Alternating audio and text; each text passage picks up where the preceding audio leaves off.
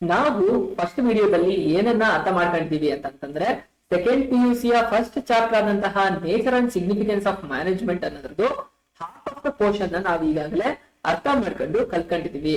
ನಾವು ಹಾಗಾದ್ರೆ ಏನೇನನ್ನ ಕಲ್ತ್ಕೊಂಡು ಮ್ಯಾನೇಜ್ಮೆಂಟ್ ಅಂತಂದ್ರೇನು, ಮ್ಯಾನೇಜ್ಮೆಂಟ್ ಈ ಚಾಪ್ಟರ್ ಎಕ್ಸಾಮ್ಗೆ ಎಷ್ಟು ಮಾರ್ಕ್ಸ್ಗೆ ಅಪಿಯರ್ ಆಗುತ್ತೆ, ಹಾಗೇನೆ ಇನ್ನೇನ ಅರ್ಥ ಮಾಡ್ಕೊಂಡು ಅದ್ರ ಮೀನಿಂಗ್ ಅಂತಂದ್ರೇನು, ಡೆಫಿನೇಷನ್ ಅಂತಂದ್ರೇನು, ಅದ್ರ ಕ್ಯಾರೆಕ್ಟರಿಸ್ಟಿಕ್ಸ್ ಗುಣಲಕ್ಷಣಗಳು ಏನು, ಅದ್ರದ್ದು ಇಂಪಾರ್ಟೆನ್ಸ್ ಏನು, ಆಬ್ಜೆಕ್ಟಿವ್ಸ್ ಅಂತಂದ್ರೇನು, ಇಷ್ಟು ಪಾಯಿಂಟ್ಸ್ ಗಳನ್ನ ನಾವ್ ಈಗಾಗಲೇ ಕಲ್ತಿದೀವಿ.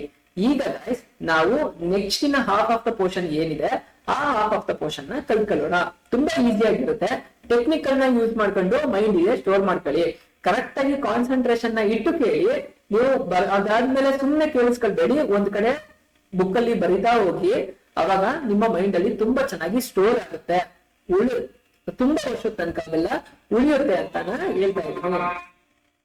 ಅದಾದ್ಮೇಲೆ ಇನ್ನೂ ಒಂದು ಏನಂತ ಅಂತಂದ್ರೆ, ಈಗಿನ ಕ್ಲಾಸ್ ಅಲ್ಲಿ ನಾವು ಯಾವ ಟಾಪಿಕ್ ಅನ್ನ ನೋಡಕ್ ಹೋಗ್ತಿದೀವಿ ಅಂತಂದ್ರೆ, ಇದು ನಿಮ್ಗೆ ಎಕ್ಸಾಮ್ ಅಲ್ಲಿ 8 ಮಾರ್ಕ್ಸ್ಗೆ ಕ್ವಶನ್ಗೆ ಇದು ಬೇಕಾದ್ರೆ ನಿಮ್ಗೆ ಅಪಿಯರ್ ಆಗ್ತಕ್ಕಂತಹ ಚಾನ್ಸಸ್ ತುಂಬಾ ಇರುತ್ತೆ.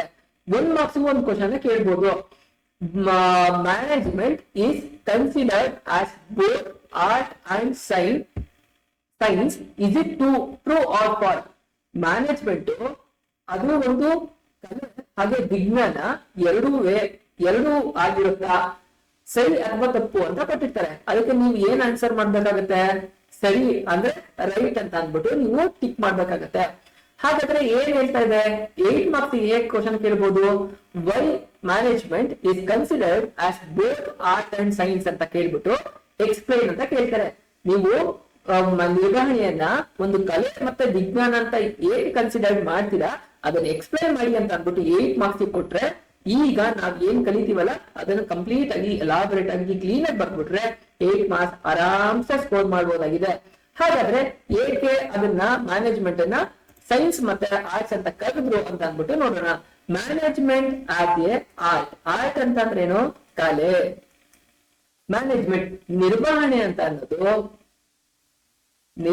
ಅನ್ನೋದು ಒಂದು ಕಲೆ ಅಂತ ಹೇಳ್ತಾ ಇದ್ರೆ, ಹೇಗೆ ನಿರ್ವಹಣೆ ಕಲೆ ಆಗುತ್ತೆ ಅಂತ ಅಂದ್ಬಿಟ್ಟು ಪಾಯಿಂಟ್ ಟು ಪಾಯಿಂಟ್ ನೋಡೋಣ. Existence of theoretical knowledge. ಈಗ ನೀವ್ ಯಾವ್ದೋ ಒಂದು ಸ್ಟಡಿ ಮಾಡ್ತಾ ಇದ್ದೀರಾ ಅಂತಂದ್ರೆ, ಈಗ ಬಿಸ್ನೆಸ್ ಸ್ಟಡೀಸ್ ಚಾಪ್ಟರ್ ನ ಓದ್ತಾ ಇದ್ದೀರಾ, ಅಥವಾ ಕನ್ನಡವನ್ನ ಓದ್ತಾ ಇದ್ದೀರಾ, ಅಥವಾ ನೀವು ಅಕೌಂಟೆನ್ಸಿನ ಓದ್ತಾ ಇದ್ದೀರಾ. ಅದಕ್ಕೆ ಏನಿತ್ತು? ಒಂದು ಸ್ಪೆಸಿಫಿಕ್ ಬುಕ್ ಇತ್ತು. ಬುಕ್ ಅಲ್ಲಿ ಏನಿತ್ತು? ಒಂದಷ್ಟು ಟರ್ಮಿನಾಲಜಿಗಳನ್ನ ಮೆನ್ಷನ್ ಮಾಡಿದ್ರು. ಅದಕ್ಕೆ ಸಂಬಂಧಪಟ್ಟಂತಹ ಒಂದಷ್ಟು ವಿಚಾರಗಳನ್ನ ಅವರು ತುಂಬಿದ್ರು. ಅಂತಹ ವಿಚಾರಗಳಿರ್ತಕ್ಕಂತಹ ವಿಚಾರಗಳು ಇದ್ದಿದ್ದಕ್ಕೆ ಅದಕ್ಕೆ ಟೆಕ್ಸ್ಟ್ ಬುಕ್ ಆಯ್ತಲ್ವಾ. ಆ ವಿಷಯ ಇರೋದನ್ನ ನಾಲೆಡ್ಜ್ ಅಲ್ಲ. ನಾಲೆಡ್ಜ್ ಅಂತಂದ್ರೆ ಜ್ಞಾನ. ಥಿಯರಿಟಿಕಲ್ ಏನು? ಸೈದ್ಧಾಂತಿಕವಾದಂತಹ ನಾಲೆಡ್ಜ್ ಇದೆ ಅದರಲ್ಲಿ. ಬರ್ಕೊಳ್ಳಿ, ಸೈದ್ಧಾಂತಿಕ ಜ್ಞಾನ ಇದೆ. ಅದು ಥಿಯರಿಟಿಕಲ್ ನಾಲೆಡ್ಜ್ ಅನ್ನ ಕೊಡ್ತು, ಸೈದ್ಧಾಂತಿಕವಾದಂತಹ ಇನ್ಫಾರ್ಮೇಶನ್ ನ ಕೊಡ್ತು. ಹಾಗಾಗಿ ನಿರ್ವಹಣೆ ಅಂತ ಅನ್ನೋದು ಒಂದು ಕಲೆ ಆಗಿದೆ ಅಂತ ಹೇಳ್ತಾ ಇದ್ದಾರೆ. Personalised application. ಏನ್ ಪರ್ಸನಲೈಸ್ಡ್ ಅಪ್ಲಿಕೇಶನ್ ಅಂತಂದ್ರೆ, ಗೈಸ್ ಇದು ಒಂದು ಎಕ್ಸಾಂಪಲ್ ಅಷ್ಟೇನೆ. ಇದನ್ನ ನಾನು ಬಿಸ್ನೆಸ್ ಗೆ ಸಂಬಂಧಪಟ್ಟಂಗೆ ಇಂಟರ್ವ್ಯೂ ಕೊಟ್ಟು ನಿಮಗೆ ಎಕ್ಸಾಂಪಲ್ ಅರ್ಥ ಮಾಡಂಗೆ ಹೇಳ್ತೀನಿ. ಈಗ ನೀವು ಕ್ಲಾಸ್ ಅಲ್ಲಿ ಕೂತಿರ್ತೀರಾ, ನೀವು ನಿಮ್ಮ ದೋಸ್ತರ ಪಕ್ಕದಲ್ಲಿ ಕೂತಿರ್ಬೋದು. ಅವ್ರದ್ದೊಂದು ಮಾರ್ಕ್ಸ್ ಬರ್ತಾ ಇರುತ್ತೆ, ನಿಮ್ದೊಂದು ಮಾರ್ಕ್ಸ್ ಬರ್ತಾ ಇರುತ್ತೆ. ನಿಮ್ ಟೀಚರು ನಿಮ್ಗೆ ಟೀಚ್ ಮಾಡ್ತಾ ಇರ್ತಾರೆ, ಕರೆಕ್ಟಾ? ಸೇಮ್ ಟೀಚರು ಸೇಮ್ ಪಾಠವನ್ನ ಟೀಚ್ ಮಾಡ್ತಾ ಇರ್ತಾರೆ. ಸೇಮ್ ಪಾಠ ಬೇರೆ ಬೇರೆ ತರ ಅಲ್ಲ, ಒಂದೇ ಟೈಮಲ್ಲಿ ಒಂದೇ ಮೆಥಡ್ ಅಲ್ಲಿ ಒಂದ್ ಪಾಠನ ಮಾಡ್ತಾ ಇರ್ತಾರೆ. ಇಬ್ರು ವಿದ್ಯಾರ್ಥಿಗಳು ಅಥವಾ ಬೇರೆ ಬೇರೆ ಸ್ಟೂಡೆಂಟ್ಸ್ ಗಳು ಬೇರೆ ಬೇರೆ ಕೇಪಬಿಲಿಟಿ ಅದನ್ನ ನಾಲೆಡ್ಜ್ ನ ಅವರು ಸ್ಟೋರ್ ಮಾಡ್ಕೊಳ್ತಾ ಹೋಗ್ತಾರೆ, ಸ್ಕೋರ್ ಮಾಡ್ತಾ ಹೋಗ್ತಾರೆ. ಅಂತಂದ್ರೆ ನಾನು ಏನು ಕೇಳ್ತಾ ಇದ್ದೀನಿ ಅಂತಂದ್ರೆ, ಈ ಎಕ್ಸಾಂಪಲ್ ಮ್ಯಾನೇಜ್ಮೆಂಟ್ ಗೆ ಹೇಗೆ ಎಕ್ಸಾಂಪಲ್ ಆಗುತ್ತೆ ಅಂತಂದ್ರೆ, ಒಂದು ಆರ್ಗನೈಸೇಷನ್ ಅಲ್ಲಿ, ಒಂದು ಬಿಸ್ನೆಸ್ ಅಲ್ಲಿ ಬೇರೆ ಬೇರೆ ರೀತಿಯಾದಂತಹ ವ್ಯಕ್ತಿಗಳಿರ್ತಾರೆ. ಟಾಪ್ ಲೆವೆಲ್ ಆಗ್ಲಿ, ಮಿಡ್ಲ್ ಲೆವೆಲ್ ಆಗ್ಲಿ, ಯಾವುದು ಆಪರೇಷನಲ್ ಲೆವೆಲ್ ಆಗಲಿ ಬೇರೆ ಬೇರೆ ಎಂಪ್ಲಾಯೀಸ್ ಗಳು ಇರ್ತಾರೆ. ಅವ್ರೇನು ಕೆಲವರು ತುಂಬಾ ಎಕ್ಸ್ಪರ್ಟೈಸ್ ಇರ್ತಾರೆ, ಅವ್ರ ನಾಲೆಡ್ಜ್ ತುಂಬಾ ಚೆನ್ನಾಗಿರುತ್ತೆ. ಅವ್ರು ಕೆಲವರು ಟ್ಯಾಲೆಂಟ್ ಗಳು ಇರ್ತಾರೆ. ಹಾಗಾಗಿ ಆ ಟ್ಯಾಲೆಂಟ್, ಈಗ ನೋಡಿ ಯಾವ್ದೋ ಒಂದು ಬಿಸ್ನೆಸ್ ಅಲ್ಲಿ ಒಬ್ರು ಮ್ಯಾನೇಜರ್ ಇದ್ದಾರೆ ಅಂತ ಅನ್ಕೊಳ್ಳಿ, ಬೇರೆ ಬೇರೆ ರಿಂಗಲ್ಲಿ ಬೇರೆ ಬೇರೆ ಮ್ಯಾನೇಜರ್ಗಳು ಇರ್ತಾ ಹೋಗ್ತಾರೆ. ಆ ಮ್ಯಾನೇಜರ್ ಅಲ್ಲಿ ತುಂಬಾ ಹೈಪರ್ ಆಕ್ಟಿವ್ ಒಬ್ರು ಯಾರೋ ಇರ್ತಾರೆ. ಇನೋವೇಟಿವ್ ಆಗಿ ಹೊಸ ಹೊಸ ಆಲೋಚನೆಗಳನ್ನ ಹುಡುಕಿ ಅವರು ಮ್ಯಾನೇಜ್ಮೆಂಟ್ ಗೆ ಅಂದ್ರೆ ಬಿಸ್ನೆಸ್ ನ ಟಾರ್ಗೆಟ್ ನ ಇನ್ನೂ ಬೇಗ ಟಾರ್ಗೆಟ್ ನ ರೀಚ್ ಮಾಡುವಂತಹ ಕೇಪಬಿಲಿಟಿ ಇರುತ್ತೆ. ಸೊ ಅಂತಂದ್ರೆ ಪರ್ಸನಲೈಸ್ಡ್ ಅಪ್ಲಿಕೇಶನ್ ಅಂತಂದ್ರೆ ಪ್ರತಿಯೊಬ್ಬರಿಗೂ ಡಿಫ್ರೆನ್ಸ್ ಇರುತ್ತಲ್ಲ ಮ್ಯಾನೇಜ್ಮೆಂಟ್ ಅಲ್ಲಿ ಮ್ಯಾನೇಜರ್ಸ್ ಗಳಿಗೆ. ಸೊ ಆ ಪರ್ಸನಲ್ ಅಪ್ಲಿಕೇಶನ್ ಅಂದ್ರೆ ಒಬ್ಬ ವೈಯಕ್ತಿಕ ಪರ್ಸನಲ್ ಏನಂತಂದ್ರೆ ವೈಯಕ್ತಿಕ ಬರ್ಕಲಿ ವೈಯಕ್ತಿಕ ಅಂತಂದ್ರೇನು, ಒಬ್ಬ ಮ್ಯಾನೇಜರ್ ಇರ್ತಕ್ಕಂತಹ ಟ್ಯಾಲೆಂಟ್ಗಳು ಬೇರೆ ಮ್ಯಾನೇಜರ್ಗೆ ಇನ್ನೊಂದ್ ತರ ಟ್ಯಾಲೆಂಟ್ ಇರುತ್ತೆ, ಅದನ್ನ ಯೂಸ್ ಮಾಡೋದನ್ನೇ ನಿರ್ವಹಣೆಯ ಕಲೆ ಆಗಿದೆ. ಒಬ್ಬ ಮ್ಯಾನೇಜರು ಟೆಕ್ನಿಕಲ್ ಯೂಸ್ ಮಾಡಿ ಅವನ ಎಂಪ್ಲಾಯೀಸ್ ಗಳಿಂದ ಮ್ಯಾಕ್ಸಿಮಮ್ ಏನು ಇನ್ಪುಟ್ಸ್ ನ ತಗೊಳ್ಬೇಕು ಅಥವಾ ಪ್ರೊಡಕ್ಟಿವಿಟಿನ ತಗೊಳ್ಬೇಕು, ಅದು ಅವನ ಪರ್ಸನಲೈಸ್ಡ್ ಅಪ್ಲಿಕೇಶನ್ ಆಗಿರುತ್ತೆ, ವೈಯಕ್ತಿಕವಾಗಿ ಸಂಬಂಧಪಟ್ಟಂತಹ ವಿಚಾರವಾಗಿರುತ್ತೆ. ಹಾಗಾಗಿ ಮ್ಯಾನೇಜ್ಮೆಂಟ್ ನ ಕಲೆ ಅಂತ ಕರೀತಾರೆ ಅಂತ ಹೇಳ್ತಾ ಇದ್ದಾರೆ. ಥರ್ಡ್ ಪಾಯಿಂಟ್ ಏನಿದೆ, based on practice and creativity. ಏನ್ ಹೇಳ್ತಾ ಇದಾರೆ, ಈಗ ನೋಡಿ ನೀವು ಅಕೌಂಟೆನ್ಸಿ ಒಂದು ಪ್ರಾಬ್ಲಮ್ ಮಾಡ್ತೀರಾ ಅಂತ ಅನ್ಕೊಳ್ಳಿ. ಒಂದ್ಸಲ ಮಾಡಿದಾಗ ಏನಾಗುತ್ತೆ, ನಿಮ್ಗೆ ಇದು ಕಾನ್ಸೆಪ್ಟೇ ಅರ್ಥ ಆಗ್ತಾ ಇಲ್ಲ ಅಂತ ಅನ್ಸುತ್ತೆ. ಸೇಮ್ ಪ್ರಾಬ್ಲಮ್ ನ ಇನ್ನೊಂದ್ಸಲ ಮಾಡಿದಾಗ ಏನಾಗುತ್ತೆ, ಸ್ವಲ್ಪ ಮೈಂಡ್ ಹೋಯ್ತು ಅಂತ ಅನ್ಸುತ್ತೆ. ಮೂರನೇ ಸಲ ಮಾಡಿದಾಗ ಏನಾಗುತ್ತೆ, ನಿಮ್ಗೆ ಟ್ಯಾಲಿ ಆಗದೆ ಇರ್ಬೋದು ಬಟ್ ಕಾನ್ಸೆಪ್ಟ್ ಅರ್ಥ ಆಗುತ್ತೆ. ಅದೇ 4ನೇ ಸತಿ ಮಾಡಿದಾಗ ನಿಮಗೆ ಟ್ಯಾಲಿ ಆಗ್ಬಿಡುತ್ತೆ. 5ನೇ ಸತಿ ಇನ್ನು ಮತ್ತೆ ಅದನ್ನ ಪ್ರಾಕ್ಟೀಸ್ ಮಾಡಿದ್ರೆ ಏನಂತೆ, ಥಿಯರಿ ನಾಲೆಜ್ ಬಂತು, ಪ್ರಾಕ್ಟಿಕಲ್ ಆಗಿ ಮಾಡಿ 100% ಬಂತು, ನಿಮಗೆ ಕಂಪ್ಲೀಟ್ ಆಗಿ ಇನ್ಫಾರ್ಮೇಶನ್ ಬಂತು. ಅದು ಯಾವ್ದ್ರಿಂದ ಸಾಧ್ಯ ಆಯ್ತು, over A period of experience ಅಥವಾ ಬೈ ಪ್ರಾಕ್ಟೀಸ್. ಒಂದು ವಿಚಾರವನ್ನ ಮತ್ತೊಂದ್ಸಲ ಮಾಡಿ ಮಾಡಿ ಮಾಡಿ ಸೇಮ್ ಕೆಲಸವನ್ನ ಮಾಡ್ತಾ ಇದ್ರೆ ಏನಾಗುತ್ತೆ, ಎಕ್ಸ್ಪರ್ಟೈಸ್ ಆಗ್ತಾರೆ. ಹಾಗಾಗಿ based on practice and creativity ಪ್ರತಿಯೊಬ್ಬರು ಅವ್ರವ್ರು ಈಗ ಕೆಲವರು ಓದಿದ ತಕ್ಷಣ ನೆನಪಿಗೆ ಹೊಟ್ಟೋಗ್ಬಿಡುತ್ತೆ, ಕೆಲವರು ಓದಿದ ತಕ್ಷಣ ನೆನಪಿಗೆ ಹೋಗೋದಿಲ್ಲ. ಅವ್ರು ಏನ್ ಮಾಡ್ತಾರೆ, ಬರ್ದು ಬೇರೆ ಟೆಕ್ನಿಕಲ್ ನ ಯೂಸ್ ಮಾಡ್ಬಿಟ್ಟು ಅವರು ಸ್ಕೋರ್ ಮಾಡ್ತಾರೆ. ಹಾಗಾಗಿ ಈ ಮ್ಯಾನೇಜ್ಮೆಂಟ್ ಕಲೆ ಹೇಗೆ ಅಂತಂದ್ರೆ ಪ್ರತಿಯೊಬ್ಬರಿಗೂ ಇರ್ತಕ್ಕಂತಹ ಪ್ರಾಕ್ಟೀಸ್, ಅವ್ರಿಗೆ ಆದಂತಹ ಅನುಭವಗಳು ಮತ್ತೆ ಕ್ರಿಯೇಟಿವಿಟಿ ಅಂತಂದ್ರೆ ಏನು, ಕ್ರಿಯಾತ್ಮಕ ಪ್ರಾಕ್ಟೀಸ್ ಅಂತಂದ್ರೇನು, ಅಭ್ಯಾಸ ಅಥವಾ ರೂಢಿ. ಪ್ರಾಕ್ಟೀಸ್ ಮಾಡಿದ್ರಿಂತಾನೆ ನೀವು ಅಕೌಂಟೆನ್ಸಿ ತುಂಬಾ ಚೆನ್ನಾಗಿ ಮಾರ್ಕ್ಸ್ ತೆಗಿಲಿಕ್ಕಾಗೋದು. ಹಾಗೆ ಒಬ್ಬ ಮ್ಯಾನೇಜರ್ ತುಂಬಾ ಎಫೆಕ್ಟಿವ್ ಆಗಿ ಮಾಡ್ಬೇಕು ಅಂತಂದ್ರೆ ಅವ್ರಿಗೆ ಪ್ರಾಕ್ಟೀಸ್ ಇರ್ಬೇಕು ಆ ಫೀಲ್ಡ್ ಅಲ್ಲಿ. ಅದಾದ್ಮೇಲೆ ಅವ್ರಿಗೆ ಇನೋವೇಟಿವ್ ಕ್ರಿಟಿಕಲ್ ಥಿಂಕಿಂಗ್ ಇತ್ತು ಅಂತಂದ್ರೆ ಅವರು ತುಂಬಾ ಚೆನ್ನಾಗಿ ಇಂಪ್ರೂವ್ಮೆಂಟ್ಸ್ ನ ಮಾಡ್ತಾ ಹೋಗ್ಬೋದು ಅವ್ರ ಡಿಪಾರ್ಟ್ಮೆಂಟ್ ಅಲ್ಲಿ ಅಂತ ಹೇಳ್ತಾ ಇದ್ದಾರೆ. ಹಾಗಾಗಿ ನಿರ್ವಹಣೆ ಅಂತ ಅನ್ನೋದು ಈ 3 ಪಾಯಿಂಟ್ಸ್ ಗಳಿಂದ ಅದು ಒಂದು ಕಲೆ ಆಗಿದೆ ಅನ್ನೋದು ನಿಮ್ಗೆ ಅರ್ಥ ಆಯ್ತು. ಹಾಗಾದ್ರೆ ನೆಕ್ಸ್ಟ್ ನೋಡೋಣ, ಮ್ಯಾನೇಜ್ಮೆಂಟ್ ಆಸ್ ಎ ಸೈನ್ಸ್. ಏನು ಸೈನ್ಸ್ ಅಂತಂದ್ರೆ, ಸೈನ್ಸ್ ಅಂದ್ರೆ ವಿಜ್ಞಾನ. ಈಗ ನಿರ್ವಹಣೆ ಅನ್ನೋದು ಹೇಗೆ ಕಲೆ ಅನ್ನೋದು ಗೊತ್ತಾಯ್ತು. ಈಗ ನಿರ್ವಹಣೆ ಹೇಗೆ ವಿಜ್ಞಾನ ಅನ್ನೋ ಕಾನ್ಸೆಪ್ಟ್ ಅನ್ನ ನಾವು ಅರ್ಥ ಮಾಡ್ಕೊಳ್ಳೋಣ. ಸಿಸ್ಟಮೈಟೈಸ್ಡ್ ಬಾಡಿ ಆಫ್ ನಾಲೆಡ್ಜ್. ಏನು ಸಿಸ್ಟಮೈಟೈಸ್ಡ್ ಬಾಡಿ ಆಫ್ ನಾಲೆಡ್ಜ್ ಅಂತಂದ್ರೆ, ಸಿಸ್ಟಮೈಟೈಸ್ಡ್ ಅಂತಂದ್ರೆ ಏನು, ಕ್ರಮಬದ್ಧವಾದ ಜ್ಞಾನವಾಗಿದೆ. ಏನು ಕ್ರಮಬದ್ಧವಾದ ಜ್ಞಾನ ಆಗಿದೆ ಅಂತ ಹೇಳ್ತಾ ಇದ್ದಾರೆ. ಸೊ ಈಗ ನೀವು ಯೂಸ್ ಮಾಡ್ತೀರಾ ಬಿಸ್ನೆಸ್ ಅಲ್ಲಿ, ನೀವು ಅಕೌಂಟೆನ್ಸಿ ಬ್ಯಾಲೆನ್ಸ್ ಶೀಟ್ ಮಾಡ್ಬೇಕಾದ್ರೆ ಕ್ಯಾಪಿಟಲ್ ಅನ್ನ ಇವನ್ನೇ ಯೂಸ್ ಮಾಡ್ತೀರಾ. ಅದು ಇನ್ವೆಸ್ಟ್ಮೆಂಟ್ ಅಂದ್ರೆ ಓವರ್ ಬಿಸ್ನೆಸ್ ಗೆ ಹಾಕಿರ್ತಕ್ಕಂತಹ ಇನ್ವೆಸ್ಟ್ಮೆಂಟ್ ಆಗಿರುತ್ತೆ. ಬ್ಯಾಂಕ್ ಲೋನ್ ಅಂತಾನೆ ವರ್ಡ್ ಅನ್ನ ಯೂಸ್ ಮಾಡ್ತೀರಾ. ಶೇರ್ ಹೋಲ್ಡರ್ಸ್ ಅಂತಾನೆ ಪರ್ಟಿಕ್ಯುಲರ್ ವೊಕ್ಯಾಬ್ಯುಲರಿ ಅಂತಂದ್ರೆ ಯಾವ ವರ್ಡಿಗೆ ಏನು ಸ್ಪೆಸಿಫಿಕ್ ಮೆನ್ಷನ್ ಮಾಡ್ಬೇಕು ಅದನ್ನೇ ಸ್ಪೆಸಿಫಿಕ್ ಮಾಡ್ತೀರಾ. ಈಗ ಗುಡ್ ವಿಲ್ ಇರುತ್ತೆ, ಗುಡ್ ವಿಲ್ ಅಂತಾನೆ ಕರಿತೀರಾ ಅಥವಾ ಬೇರೆ ಹೆಸರಿಂದ ಕರಿತೀರಾ, ಖಂಡಿತ ಕರಿಯಲ್ಲ ಅಲ್ವಾ. ಈಗ ಗುಡ್ ವಿಲ್ಗೆ ಪೇಟೆಂಟ್ ಅಂತ ಕರೀತಾರ, ಪೇಟೆಂಟ್ಗೆ ಟ್ರೇಡ್ ಮಾರ್ಕ್ ಅಂತ ಕರೀತಾರ, ಖಂಡಿತ ಇಲ್ಲ. ಹಾಗಾಗಿ ಒಂದು ಯಾವ ಟರ್ಮಿನಾಲಜಿನ ಸ್ಪೆಸಿಫಿಕ್ ಆಗಿ ಯೂಸ್ ಮಾಡ್ಬೇಕು ಅಂತ ಸ್ಪೆಸಿಫಿಕ್ ಆಗಿರುವಂತಹ ಜ್ಞಾನವನ್ನ ಇಟ್ಕೊಂಡಿರುತ್ತೆ, ಸಿಸ್ಟಮ್ಯಾಟಿಕ್ ಆಗಿರುತ್ತೆ. ಒಂದು ಟರ್ಮಿನಾಲಜಿಗೆ ಇದೇ ತರನೇ ಇರ್ಬೇಕು. Balance sheet liabilities left side ಅಲ್ಲಿ ಇರ್ಬೇಕು, ಅಸೆಟ್ಸ್ ರೈಟ್ ಸೈಡ್ ಅಲ್ಲಿ ಇರ್ಬೇಕು. ಈ ತರ ಸಿಸ್ಟಮ್ಯಾಟಿಕ್ ಆಗಿರುತ್ತೆ. ಹಾಗೇನೆ ಹಾಗಾಗಿ ಮ್ಯಾನೇಜ್ಮೆಂಟ್ ಅಂತ ಅನ್ನೋದು ಒಂದು ವಿಜ್ಞಾನ ಆಗಿದೆ ಅಂತ ಅಂದ್ಬಿಟ್ಟು ಫಸ್ಟ್ ಪಾಯಿಂಟ್ ಅಲ್ಲಿ ನಮ್ಗೆ ಅರ್ಥ ಆಗ್ತಾ ಇದೆ. ಸೆಕೆಂಡ್ ಪಾಯಿಂಟ್ ಏನ್ ಹೇಳ್ತಾ ಇದೆ, ಪ್ರಿನ್ಸಿಪಲ್ ಬೇಸ್ಡ್ ಆನ್ ದ ಎಕ್ಸ್ಪೆರಿಮೆಂಟೇಶನ್. ಏನ್ ಎಕ್ಸ್ಪೆರಿಮೆಂಟೇಶನ್ ಅಂತಂದ್ರೆ, ಈಗ ನೀವು ಇದಕ್ಕೆ ಬಹಳಷ್ಟು ಎಕ್ಸಾಂಪಲ್ ಗಳನ್ನ ಕೊಡ್ತಾ ಹೋಗ್ಬೋದು. ಒಂದು ಸಿಂಪಲ್ ಆಗಿ ಒಂದು ಐಡಿಯಾನ ಹೇಳ್ತಾ ಹೋಗ್ತೀವಿ. ಇಫ್ ಸಪೋಸ್ ಏನಂತ ಹೇಳೋಣ, ಈಗ ಒಂದು ನೀವು ಏನೋ ಅಡಿಗೆಯನ್ನ ಮಾಡ್ತಾ ಇದ್ದೀರಾ ಅಂತ ಅನ್ಕೊಳ್ಳಿ, ಅಥವಾ ಕಾಫಿಯನ್ನ ಮಾಡಕ್ ಹೋಗಿದ್ದೀರಾ ಅಂತ ತಿಳ್ಕೊಳ್ಳಿ. ಒಂದು ಎಕ್ಸಾಂಪಲ್ ಕೊಡ್ತಾ ಇದ್ದೀನಿ.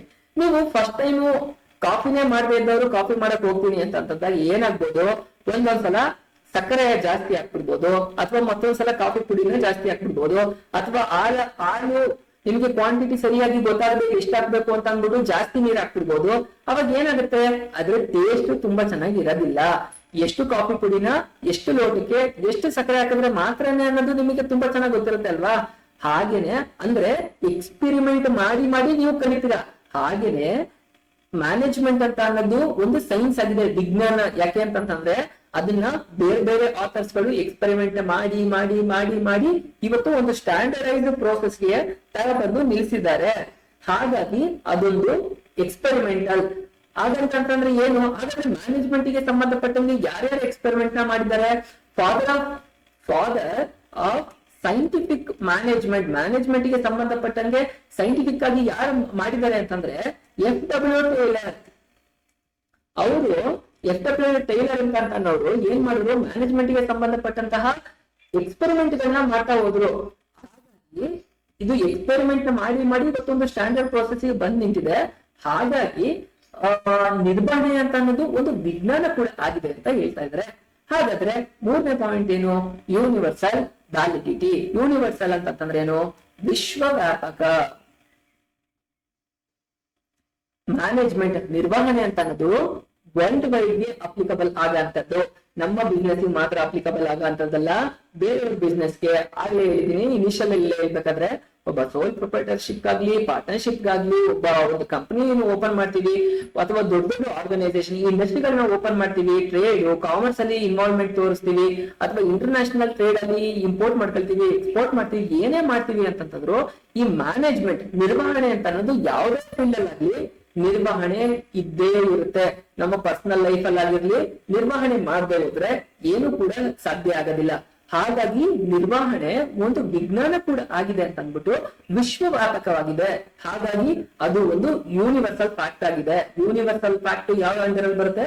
ಇದು ಸೈನ್ಸ್ ಅಂಡರ್ ಅಲ್ಲಿ ಇದೊಂದು ವಿಜ್ಞಾನವಾಗಿದೆ ಅಂತ ಅಂದ್ಬಿಟ್ಟು ಮ್ಯಾನೇಜ್ಮೆಂಟ್ ನಿರ್ವಹಣೆ ಒಂದು ವಿಜ್ಞಾನ ಆಗಿದೆ ಅಂತ ಅಂದ್ಬಿಟ್ಟು ಹೇಳ್ತಾ ಇದೆ. ಈ ಪಾಯಿಂಟ್ಸ್ ಗಳನ್ನ ಬರೆದು ಎಕ್ಸ್ಪ್ಲೈನ್ ಮಾಡಿದ್ರೆ ಸಾಕಾಗುತ್ತೆ ಗಾಯ್ಸ್. ಹಾಗಾದ್ರೆ ಈಗ ನಿಮ್ಗೆ ಮ್ಯಾನೇಜ್ಮೆಂಟ್ ಅಂತ ಅನ್ನೋದು ಆರ್ಟ್ ಅಂತ, ಕಲೆ ಅಂತಂದ್ರೆ ಏನು, ಮತ್ತೆ ವಿಜ್ಞಾನ ಅಂತಂದ್ರೆ ಏನು ಅಂತ ಕಂಪ್ಲೀಟ್ ಆಗಿ ಅರ್ಥ ಆಯ್ತು. ಹಾಗಾದ್ರೆ ಈಗ ಮ್ಯಾನೇಜ್ಮೆಂಟ್ ಅಂತ ಅನ್ನೋದು ಪ್ರೊಫೆಷನ್ ಹೇಗಾಗುತ್ತೆ ಅಂತ ಅಂದ್ಬಿಟ್ಟು ನೋಡೋಣ. ಪ್ರೊಫೆಷನ್ ಅಂತಂದ್ರೆ ಏನು? ವೃತ್ತಿ ಅಂತ ಕರೀತಾರೆ. ಓಕೆನಾ? ಪ್ರೊಫೆಷನ್ ಮ್ಯಾನೇಜ್ಮೆಂಟ್ ನಿರ್ವಹಣೆ ಅಂತ ಅನ್ನೋದು ಒಂದು ವೃತ್ತಿ ಅಂತಂದ್ರೆ ಏನಂತಂದ್ರೆ, ಪ್ರೊಫೆಷನ್ ಅಂತಂದ್ರೆ ನಾವು ಬಿಸ್ನೆಸ್ ಅಲ್ಲಿ ಮಾಡ್ಬೇಕಾದ್ರೆ ಅರ್ಥ ಮಾಡ್ಕೊಂಡಿದ್ದು. ಪ್ರೊಫೆಷನ್ ಅಲ್ಲಿ ಇರ್ಬೇಕು ಅಂತಂದ್ರೆ ಅವ್ರಿಗೆ ಸರ್ಟಿಫಿಕೇಶನ್ ಇರ್ಬೇಕು, ಅವ್ರದ್ದೊಂದು ಡಿಪಾರ್ಟ್ಮೆಂಟ್ ಇರುತ್ತೆ, ಇವರು ಇಂಥ ಕೆಲಸ ಮಾಡ್ಲಿಕ್ಕೆ ಎಲಿಜಿಬಲ್ ಇದಾರೆ, ಎಕ್ಸ್ಪೀರಿಯನ್ಸ್ ಆಗಿದ್ದಾರೆ, ಎಕ್ಸ್ಪರ್ಟೈಸ್ ಆಗಿದ್ದಾರೆ. ಈಗ ಇನ್ಕಮ್ ಟ್ಯಾಕ್ಸ್ ಫೈಲಿಂಗ್ ಮಾಡಿದಾಗ ಕಂಪನಿಗಳದ್ದೇ ಆಗ್ಲಿ ಯಾರದೇ ಆಗ್ಲಿ ಅದಕ್ಕೆ ಯಾರು ಸೈನ್ ಹಾಕ್ಬೇಕಾಗುತ್ತೆ? ಕೆಲವು ಟೈಮ್ ಅಲ್ಲಿ CS ಕಂಪನಿ ಸೆಕ್ರೆಟರಿಗಳ ಹಾಕ್ಬೇಕಾಗುತ್ತೆ. ಆಡಿಟ್ ರಿಪೋರ್ಟ್ ನ ಅಪ್ಲೋಡ್ ಮಾಡ್ಬೇಕಾದ್ರೆ ಯಾರ ಸೈನ್ ಬೇಕಾಗುತ್ತೆ? ಒಬ್ರು ಚಾರ್ಟೆಡ್ ಅಕೌಂಟೆಂಟ್ ಬೇಕಾಗುತ್ತೆ. ಅಥವಾ ನೀವು ಡಾಕ್ಟರ್ ಕ್ಲಿನಿಕ್ಗೆ ತೋರಿಸಕ್ಕೆ ಹೋಗ್ತೀನಿ ಅಂತಂದ್ರೆ ಡಾಕ್ಟರ್ಸ್ಗೆ ಮೆಡಿಕಲ್ ಸರ್ಟಿಫಿಕೇಟ್ ಇರ್ಬೇಕಾಗುತ್ತೆ. ಇಲ್ಲದೆ ಹೋದ್ರೆ ಅವ್ರು ಪ್ರಾಕ್ಟೀಸ್ ಮಾಡಕ್ಕಾಗತ್ತಾ? ಖಂಡಿತ ಇಲ್ಲ. ಹಾಗೆ ಇದೊಂದು ಪ್ರೊಫೆಷನ್ ಆಗಿದೆ. ಮ್ಯಾನೇಜ್ಮೆಂಟ್ ಅಂತ ಅನ್ನೋದು ಒಂದು ಪ್ರೊಫೆಷನ್, ಅದೊಂದು ವೃತ್ತಿ ಆಗಿದೆ ಅಂತ ಹೇಳ್ತಾ ಇದ್ದಾರೆ ನಿರ್ವಹಣೆ ಅಂತ ಅನ್ನೋದು. ಹಾಗಾದ್ರೆ ಅದಕ್ಕೆ ಇರ್ತಕ್ಕಂತಹ ಬೇರೆ ಬೇರೆ ಸಬ್ ಅಂಡರ್ ಅಲ್ಲಿ ಏನೇನ್ ತಿಳ್ಕೊಳ್ತೀವಿ ಅನ್ನೋದು ನೋಡೋಣ. Well definite body of knowledge. Well definite body of knowledge ಅಂತಂದ್ರೆ ಏನು? ಇದು ಸಂಕ್ಷಿಪ್ತವಾದಂತಹ ನಾಲೆಡ್ಜ್ ಅನ್ನ ಹೊಂದಿದೆ. ಆಗ್ಲೇ ನಾವು ಫಸ್ಟ್ ಅಲ್ಲಿ ನೋಡಿದ ಮ್ಯಾನೇಜ್ಮೆಂಟ್ ಅಂತ ಅಂತಂದ್ರೆ ಅದೊಂದು ಆರ್ಟ್ ಅಂತ ಅಂದ್ಬಿಟ್ಟು ಅದೊಂದು ಜ್ಞಾನವನ್ನ ತುಂಬಿಕೊಂಡಿದೆ. ಯಾವ್ಯಾವ ವರ್ಡ್ಗೆ ಯಾವ್ಯಾವ ಟರ್ಮಿನಾಲಜಿಗಳನ್ನ ಯೂಸ್ ಮಾಡ್ಬೇಕು, ಬುಕ್ ಗಳನ್ನ ಯಾವ ತರ ಇಟ್ಟಿದೆ, ಬುಕ್ಗಳು ಯಾವ ತರ ಎಕ್ಸ್ಪೆರಿಮೆಂಟ್ ಗಳನ್ನ ಮಾಡಿ ಮಾಡಿ ಅದು ಡೆವಲಪ್ ಆಗಿದೆ. ಸೊ ಅದು ಒಂದು ನಾಲೆಡ್ಜ್ ಗೆ ಸಂಬಂಧಪಟ್ಟಿದ್ದಾಗಿದೆ. ಹಾಗಾಗಿ ಅದು ಒಂದು ವೃತ್ತಿಗೆ ಸಂಬಂಧಪಟ್ಟಿದ್ದ, ಪ್ರೊಫೆಷನ್ ಗೆ ಸಂಬಂಧಪಟ್ಟಿದ್ದಾಗಿದೆ ಅಂತ ಹೇಳ್ತಾ ಇದ್ರೆ. Restricted entry. ಏನು ರಿಸ್ಟ್ರಿಕ್ಟೆಡ್ ಎಂಟ್ರಿ ಅಂತಂದ್ರೆ, ಈಗ ನೋಡಿ ಪ್ರೊಫೆಷನಲ್ಗಳು, ಈಗ ಡಾಕ್ಟರ್ಸ್ ಕೆಲಸನ ಮೆಡಿಕಲ್ ಓದಿರೋರೇ ಮಾಡ್ಬೇಕು, ಚಾರ್ಟೆಡ್ ಅಕೌಂಟೆಂಟ್ ಓದಿರೋರನ್ನೇ ಆಡಿಟ್ ರಿಪೋರ್ಟ್ ಗೆ ಸೈನ್ ಹಾಕ್ಬೇಕು, ಕಂಪನಿ ಸೆಕ್ರೆಟರಿ ಯಾರು ಆಗಿರ್ತಾರೆ ಅವ್ರು ಮಾತ್ರನೇ ಸೈನ್ ಹಾಕಿ MCA ministry of corporate affairs ಗೆ ಫೈಲ್ಸ್ ನ ಮಾಡ್ಬೇಕು. ಅಥವಾ ಯಾವ್ದಾರ ಶೇರ್ ಇಶ್ಯೂ ಮಾಡುತ್ತೆ ಅಂತಂದ್ರೆ CS ಕಡೆಯಿಂದ ಪರ್ಮಿಷನ್ ತಗೊಂಡಿರ್ಬೇಕು. ಹೀಗೆ ಅದಾದ್ಮೇಲೆ ಕೋರ್ಟ್ ಅಲ್ಲಿ ಏನಾದ್ರೂ ನಾವು ಆಗ್ತೀವಿ ಕೇಸ್ ನ ಅಂತಂದ್ರೆ ಅದಕ್ಕೆ ಲಾಯರ್ನೇ ಹಿಡಿಬೇಕು. ಹಾಗಾಗಿ ಇಲ್ಲಿ ರಿಸ್ಟ್ರಿಕ್ಟೆಡ್ ಇಂತ ಯಾರ್ಯಾರೋ ಬಂದು ಮಾಡಂಗಿಲ್ಲ ಮ್ಯಾನೇಜ್ಮೆಂಟ್ ಅಂತ ಅನ್ನೋದು. ಅದಕ್ಕೆ ಆದಂತಹ ಪ್ರೊಫೆಷನಲ್ ಪರ್ಸನ್ ಗಳು ಇರ್ತಾರೆ, ಅವ್ರು ಮಾಡಿದ್ರೆ ಮಾತ್ರ ತುಂಬಾ ಚೆನ್ನಾಗಿರುತ್ತೆ ಅಂತ ಹೇಳ್ತಾ ಇದ್ದಾರೆ. Professional association. ಯಾವ್ದು ಪ್ರೊಫೆಷನಲ್ ಅಸೋಸಿಯೇಷನ್ ಅಂತಂದ್ರೆ all India management profession association ಅಂತ ಇದೆ. ಅದೇನ್ ಮಾಡುತ್ತೆ ಅಂತಂತಂದ್ರೆ ಮ್ಯಾನೇಜ್ಮೆಂಟ್ ಗೆ ಸಂಬಂಧಪಟ್ಟಂತಹ ಕೋಡ್ ಆಫ್ ಕಂಡಕ್ಟ್ ಗಳು ಹೇಗಿರ್ಬೇಕು, ಯಾವ ತರ ಬಿಸ್ನೆಸ್ ನ ಮ್ಯಾನೇಜ್ಮೆಂಟ್ ನ ರನ್ ಮಾಡ್ಬೇಕು ಅಂತ ಅಂದ್ಬಿಟ್ಟು ಒಂದು ಕೋಡ್ ನ ಕೊಡುತ್ತೆ ಮ್ಯಾನೇಜರ್ಸ್ಗೆ. ಅದರಲ್ಲಿ ರಿಜಿಸ್ಟರ್ ಆದವ್ರಿಗೆ ಎಲ್ಲ ಇನ್ಫಾರ್ಮೇಶನ್ ಪಾಸ್ ಆಗುತ್ತೆ. ಇದನ್ನ ಇದೇ ತರನೇ ಪ್ರೊಫೆಷನ್ ನ ನಡೆಸ್ಕೊಂಡು ಹೋಗ್ಬೇಕು ಅಂತ ಅಂದ್ಬಿಟ್ಟು ಅದ್ರ ಪ್ರಕಾರನೇ ನಡೆಯುತ್ತೆ. ಹಾಗಾಗಿ ಇದು ಒಂದು ಪ್ರೊಫೆಷನಲ್ ಅಸೋಸಿಯೇಷನ್ ಇಂದ ಬರ್ತಕ್ಕಂತಹ ಇನ್ಫಾರ್ಮೇಶನ್ ಆಗಿರುತ್ತೆ.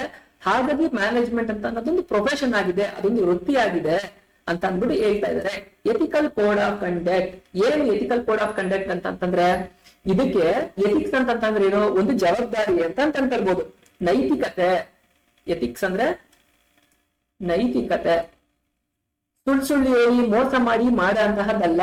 ಇದು ಯಾವುದು ಮ್ಯಾನೇಜ್ಮೆಂಟ್ ಒಂದು ಪ್ರೊಫೆಷನ್ ಅಂತ ಏನ್ ಕನ್ಸಿಡರ್ ಮಾಡ್ತೀವಲ್ಲ ಅದಕ್ಕೆ ಆದಂತಹ ಕೋಡ್ ಆಫ್ ಕಂಡಕ್ಟ್ ಇದೆ. ಕೋಡ್ ಆಫ್ ಕಂಡಕ್ಟ್ ಅಂತಂದ್ರೆ ಇದು ಇದೇ ತರನೇ ಇರಬೇಕು.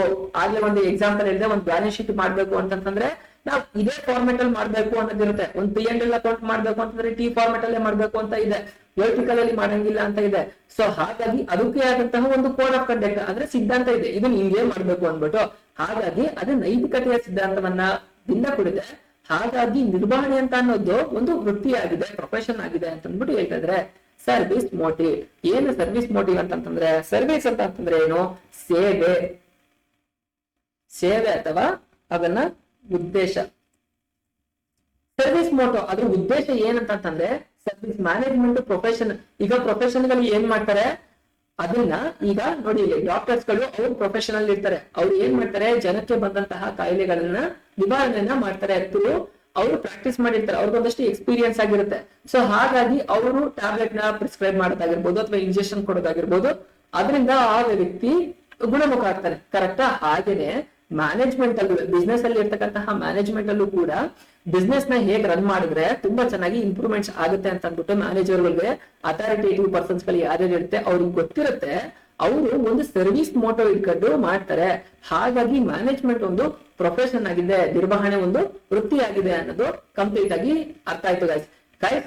ನಿಮ್ಗೆ 8 ಮಾರ್ಕ್ಸ್ ಗೆ ಕ್ವಶನ್ ನ ಕೇಳ್ತಾರೆ ಅಂತಂದ್ರೆ ಅದೇ ಆಗ್ಲೇ ಹೇಳಿದ್ದೀನಿ, explain management, why management considered as both art and science ಅಂತ ಕನ್ಸಿಡರ್ ಮಾಡಿದ್ರೆ, ಮೊದಲನೇ ಹೇಳಿದ್ನಲ್ಲ ಮ್ಯಾನೇಜ್ಮೆಂಟ್ ಆಸ್ ಆರ್ಟ್ ಅಂತ ಅಂದ್ಬಿಟ್ಟು ಪಾಯಿಂಟ್ಸ್ ಬರೆದು ಅದನ್ನ ಎಕ್ಸ್ಪ್ಲೈನ್ ಮಾಡಿ ಬರೆಯಕ್ಕಿಂತ ಮುಂಚೆ ಮ್ಯಾನೇಜ್ಮೆಂಟ್ ಅಂತಂದ್ರೂ ಡೆಫಿನೇಷನ್. ನೀವು 8 ಮಾರ್ಕ್ಸ್ ಕ್ವಶನ್ ಯಾವುದೇ ಕೇಳಿ ಈ ಚಾಪ್ಟರ್ ಇಂದ meaning of management, definition of management ನೀವು ಕಂಪಲ್ಸರಿಯಾಗಿ ಬರೀಲೇಬೇಕು. ಬರ್ದಾದ್ಮೇಲೆ ನೀವು ಟಾಪಿಕ್ ಗೆ ಹೋಗ್ಬೇಕು. ಇಲ್ಲ ಅಂತಂದ್ರೆ 1 ಮಾರ್ಕ್ಸ್ ಸ್ಕಿಪ್ ಆಗ್ಬಿಡುತ್ತೆ. ಸೊ ನೀವು ಪಾಯಿಂಟ್ ಅಲ್ಲೇ ಬರ್ಕೊಂಡು ಹೋಗ್ತಾ ಹೋದ್ರೆ ಸ್ಕೋರಿಂಗ್ ತುಂಬಾ ಚೆನ್ನಾಗುತ್ತೆ. ಹೈಲೈಟ್ ಮಾಡ್ತಾ ಹೋಗ್ಬೇಕು ತುಂಬಾ ಇಂಪಾರ್ಟೆಂಟ್ ಪಾಯಿಂಟ್ ಗಳನ್ನ, ಅವಾಗ ಸ್ಕೋರಿಂಗ್ ತುಂಬಾ ಜಾಸ್ತಿ ಬರುತ್ತೆ. ಓಕೆನಾ? ಈಗ ನಿಮ್ಗೆ ಏನಂತ ಆಯ್ತು, ಮ್ಯಾನೇಜ್ಮೆಂಟ್ ಅಂತ ಅನ್ನೋದು ಹೇಗೆ ಕಲೆ ಅನ್ನೋದು ಗೊತ್ತಾಯ್ತು. ಹಾಗಾದ್ರೆ ಮ್ಯಾನೇಜ್ಮೆಂಟ್ ಆಸ್ ಎ ಆರ್ಟ್ ಅನ್ನೋದು ಏನು ಅಂತ ಗೊತ್ತಾಯ್ತು, management as A science, management ಅನ್ನೋದು ವಿಜ್ಞಾನ ಅಂತ ಏನಂತ ಗೊತ್ತಾಯ್ತು, ಮ್ಯಾನೇಜ್ಮೆಂಟ್ ಆಸ್ ಎ ಪ್ರೊಫೆಷನ್ ಅಂತಂದ್ರೆ ಏನು, ಅದ್ರದ್ದು ವೃತ್ತಿ ಅಂತಂದ್ರೆ ಏನು ಅಂತ ಎಲ್ಲ ಪಾಯಿಂಟ್ಸ್ ಗಳು ನಿಮ್ಗೆ ಕಂಪ್ಲೀಟ್ ಆಗಿ ಅರ್ಥ ಆಯ್ತು. ಈಗ ಮ್ಯಾನೇಜ್ಮೆಂಟ್ ಅಲ್ಲಿ ಇರ್ತಕ್ಕಂತಹ ಬೇರೆ ಬೇರೆ ಹಂತಗಳು ಯಾವುದು, ಲೆವೆಲ್ಸ್ ಅಂತಂದ್ರೆ ಏನು, ಹಂತಗಳು. ಮ್ಯಾನೇಜ್ಮೆಂಟ್ ಅಲ್ಲಿ ಇರ್ತಕ್ಕಂತಹ ಬೇರೆ ಬೇರೆ ಹಂತಗಳು ಯಾವುದು ಅಂತ ಅಂದ್ಬಿಟ್ಟು ನೋಡೋಣ. ಈಗ ಒಂದು ಓನರ್ ಇರ್ತಾರೆ, ಬಿಸ್ನೆಸ್ ಓನರ್ ಅಂತಂದ್ರೆ ನಾನು ಆಗ್ಲೇ ಹೇಳಿದ್ದೀನಿ, ಎಲ್ಲಾ ಕೆಲಸನೂ ಅವ್ರು ಒಬ್ಬರೇ ಮಾಡೋದಿಲ್ಲ. ದೊಡ್ಡ ದೊಡ್ಡ ಇಂಡಸ್ಟ್ರಿಗಳು ಆಯ್ತಾ ಹೋಯ್ತು ಅಂತ ಅಂದಾಗ ಆ ರೆಸ್ಪಾನ್ಸಿಬಿಲಿಟಿ ಮೇಲ್ಗಡೆಯಿಂದ ಕೆಳಗಡೆ ತನಕ ಬೇರೆ ಬೇರೆ ಲೆವೆಲ್ ಅಲ್ಲಿ ಇರ್ತಾ ಹೋಗ್ತಾರೆ. ಈಗ ನಿಮ್ಮ ಏನಾಗುತ್ತೆ, ಒಂದು ಎಕ್ಸಾಂಪಲ್ ಕೊಟ್ಟು ನೋಡೋಣ. ಒಂದು ಬಿಸ್ನೆಸ್ ಅಲ್ಲಿ ಏನಂತಂದ್ರೆ ಇನ್ವೆಸ್ಟ್ಮೆಂಟ್ ಮಾಡಿರ್ತಾರೆ ಓನರ್, ಅವ್ರಿಗೆ ಅಲ್ಲಿ ಎಲ್ಲಾ ಕೆಲಸನೂ ಮಾಡಕ್ಕಾಗುತ್ತಾ, ಎಲ್ಲಾ ಡಿಪಾರ್ಟ್ಮೆಂಟ್ ಎಲ್ಲಾ ಕೆಲಸನೂ ಅವ್ರು ಎಕ್ಸ್ಪರ್ಟೈಸ್ ಇರ್ತಾರ? ಖಂಡಿತ ಇಲ್ಲ. ಬೇರೆ ಬೇರೆ ಅವರನ್ನ ಅಪಾಯಿಂಟ್ ಮಾಡ್ಕೋಬೇಕಾಗುತ್ತೆ. ಈಗ ಒಂದು ಕಂಪ್ನಿಲಿ ಏನಿರ್ತಾರೆ, ಒಬ್ರು ಇನ್ವೆಸ್ಟರ್ ಇರ್ತಾರೆ, ಒಬ್ರು ಕಂಪ್ನಿಲಿ ಅವ್ರ ಶೇರ್ಸ್ ಅನ್ನ ಅವರು ಪರ್ಚೇಸ್ ಮಾಡಿ ಒಂದು 50% ಅವ್ರು ಇಟ್ಕೊಂಡಿರ್ತಾರೆ, ಮಿಕ್ಕಿದ್ನ ಡಿಸ್ಟ್ರಿಬ್ಯೂಟ್ ಮಾಡ್ತಾರೆ, ಅದು ಬೇರೆ ಆಗುತ್ತೆ. ಓಕೆನಾ? ಬಟ್ ಓನರ್ ಅದಕ್ಕೆ ಇನ್ವೆಸ್ಟ್ ಮಾಡ್ತಾರೆ. ಆ ಕಂಪ್ನಿನ ತುಂಬಾ ಚೆನ್ನಾಗಿ ರನ್ ಮಾಡ್ಬೇಕಾಗಿರೋದು ನೆಕ್ಸ್ಟ್ ಲೆವೆಲ್ ಅಲ್ಲಿ ಯಾರು ಇರ್ತಾರೆ, ಇಲ್ಲಿ ಮೇಲ್ಗಡೆ ಮೆಂಬರ್ಸ್ ಇರ್ತಾರೆ. ಯಾರು ಕಂಪ್ನಿನ ನಡೆಸ್ತಾ ಇರ್ತಾರೆ ಆ ಓನರ್ಸ್ ಗಳೆಲ್ಲ ಸೇರ್ಕೊಂಡು ಆ ಮೆಂಬರ್ಸ್ ಇರ್ತಾರೆ. ಅದ್ರಲ್ಲಿ ಚೈನ್ ಮೇಯರ್ ಇರ್ತಾರೆ, ಪ್ರೆಸಿಡೆಂಟ್ ಇರ್ತಾರೆ, ಈ ತರ ಎಲ್ಲರೂ ಇರ್ತಾರೆ. ಒಂದು 5-6 ಜನ ಇರ್ತಾರೆ. ಅದ್ರ ಅಂಡರ್ ಅಲ್ಲಿ ಯಾರು ಬರ್ತಾರೆ? ಈಗ ನಿಮ್ಗೆ ತುಂಬಾ ಈಸಿಯಾಗಿ ಹೇಳ್ಬೇಕು ಅಂತಂದ್ರೆ ನಿಮ್ ಕಾಲೇಜಿನ ಎಕ್ಸಾಂಪಲ್ ನ ತಗೊಳ್ಳೋಣ.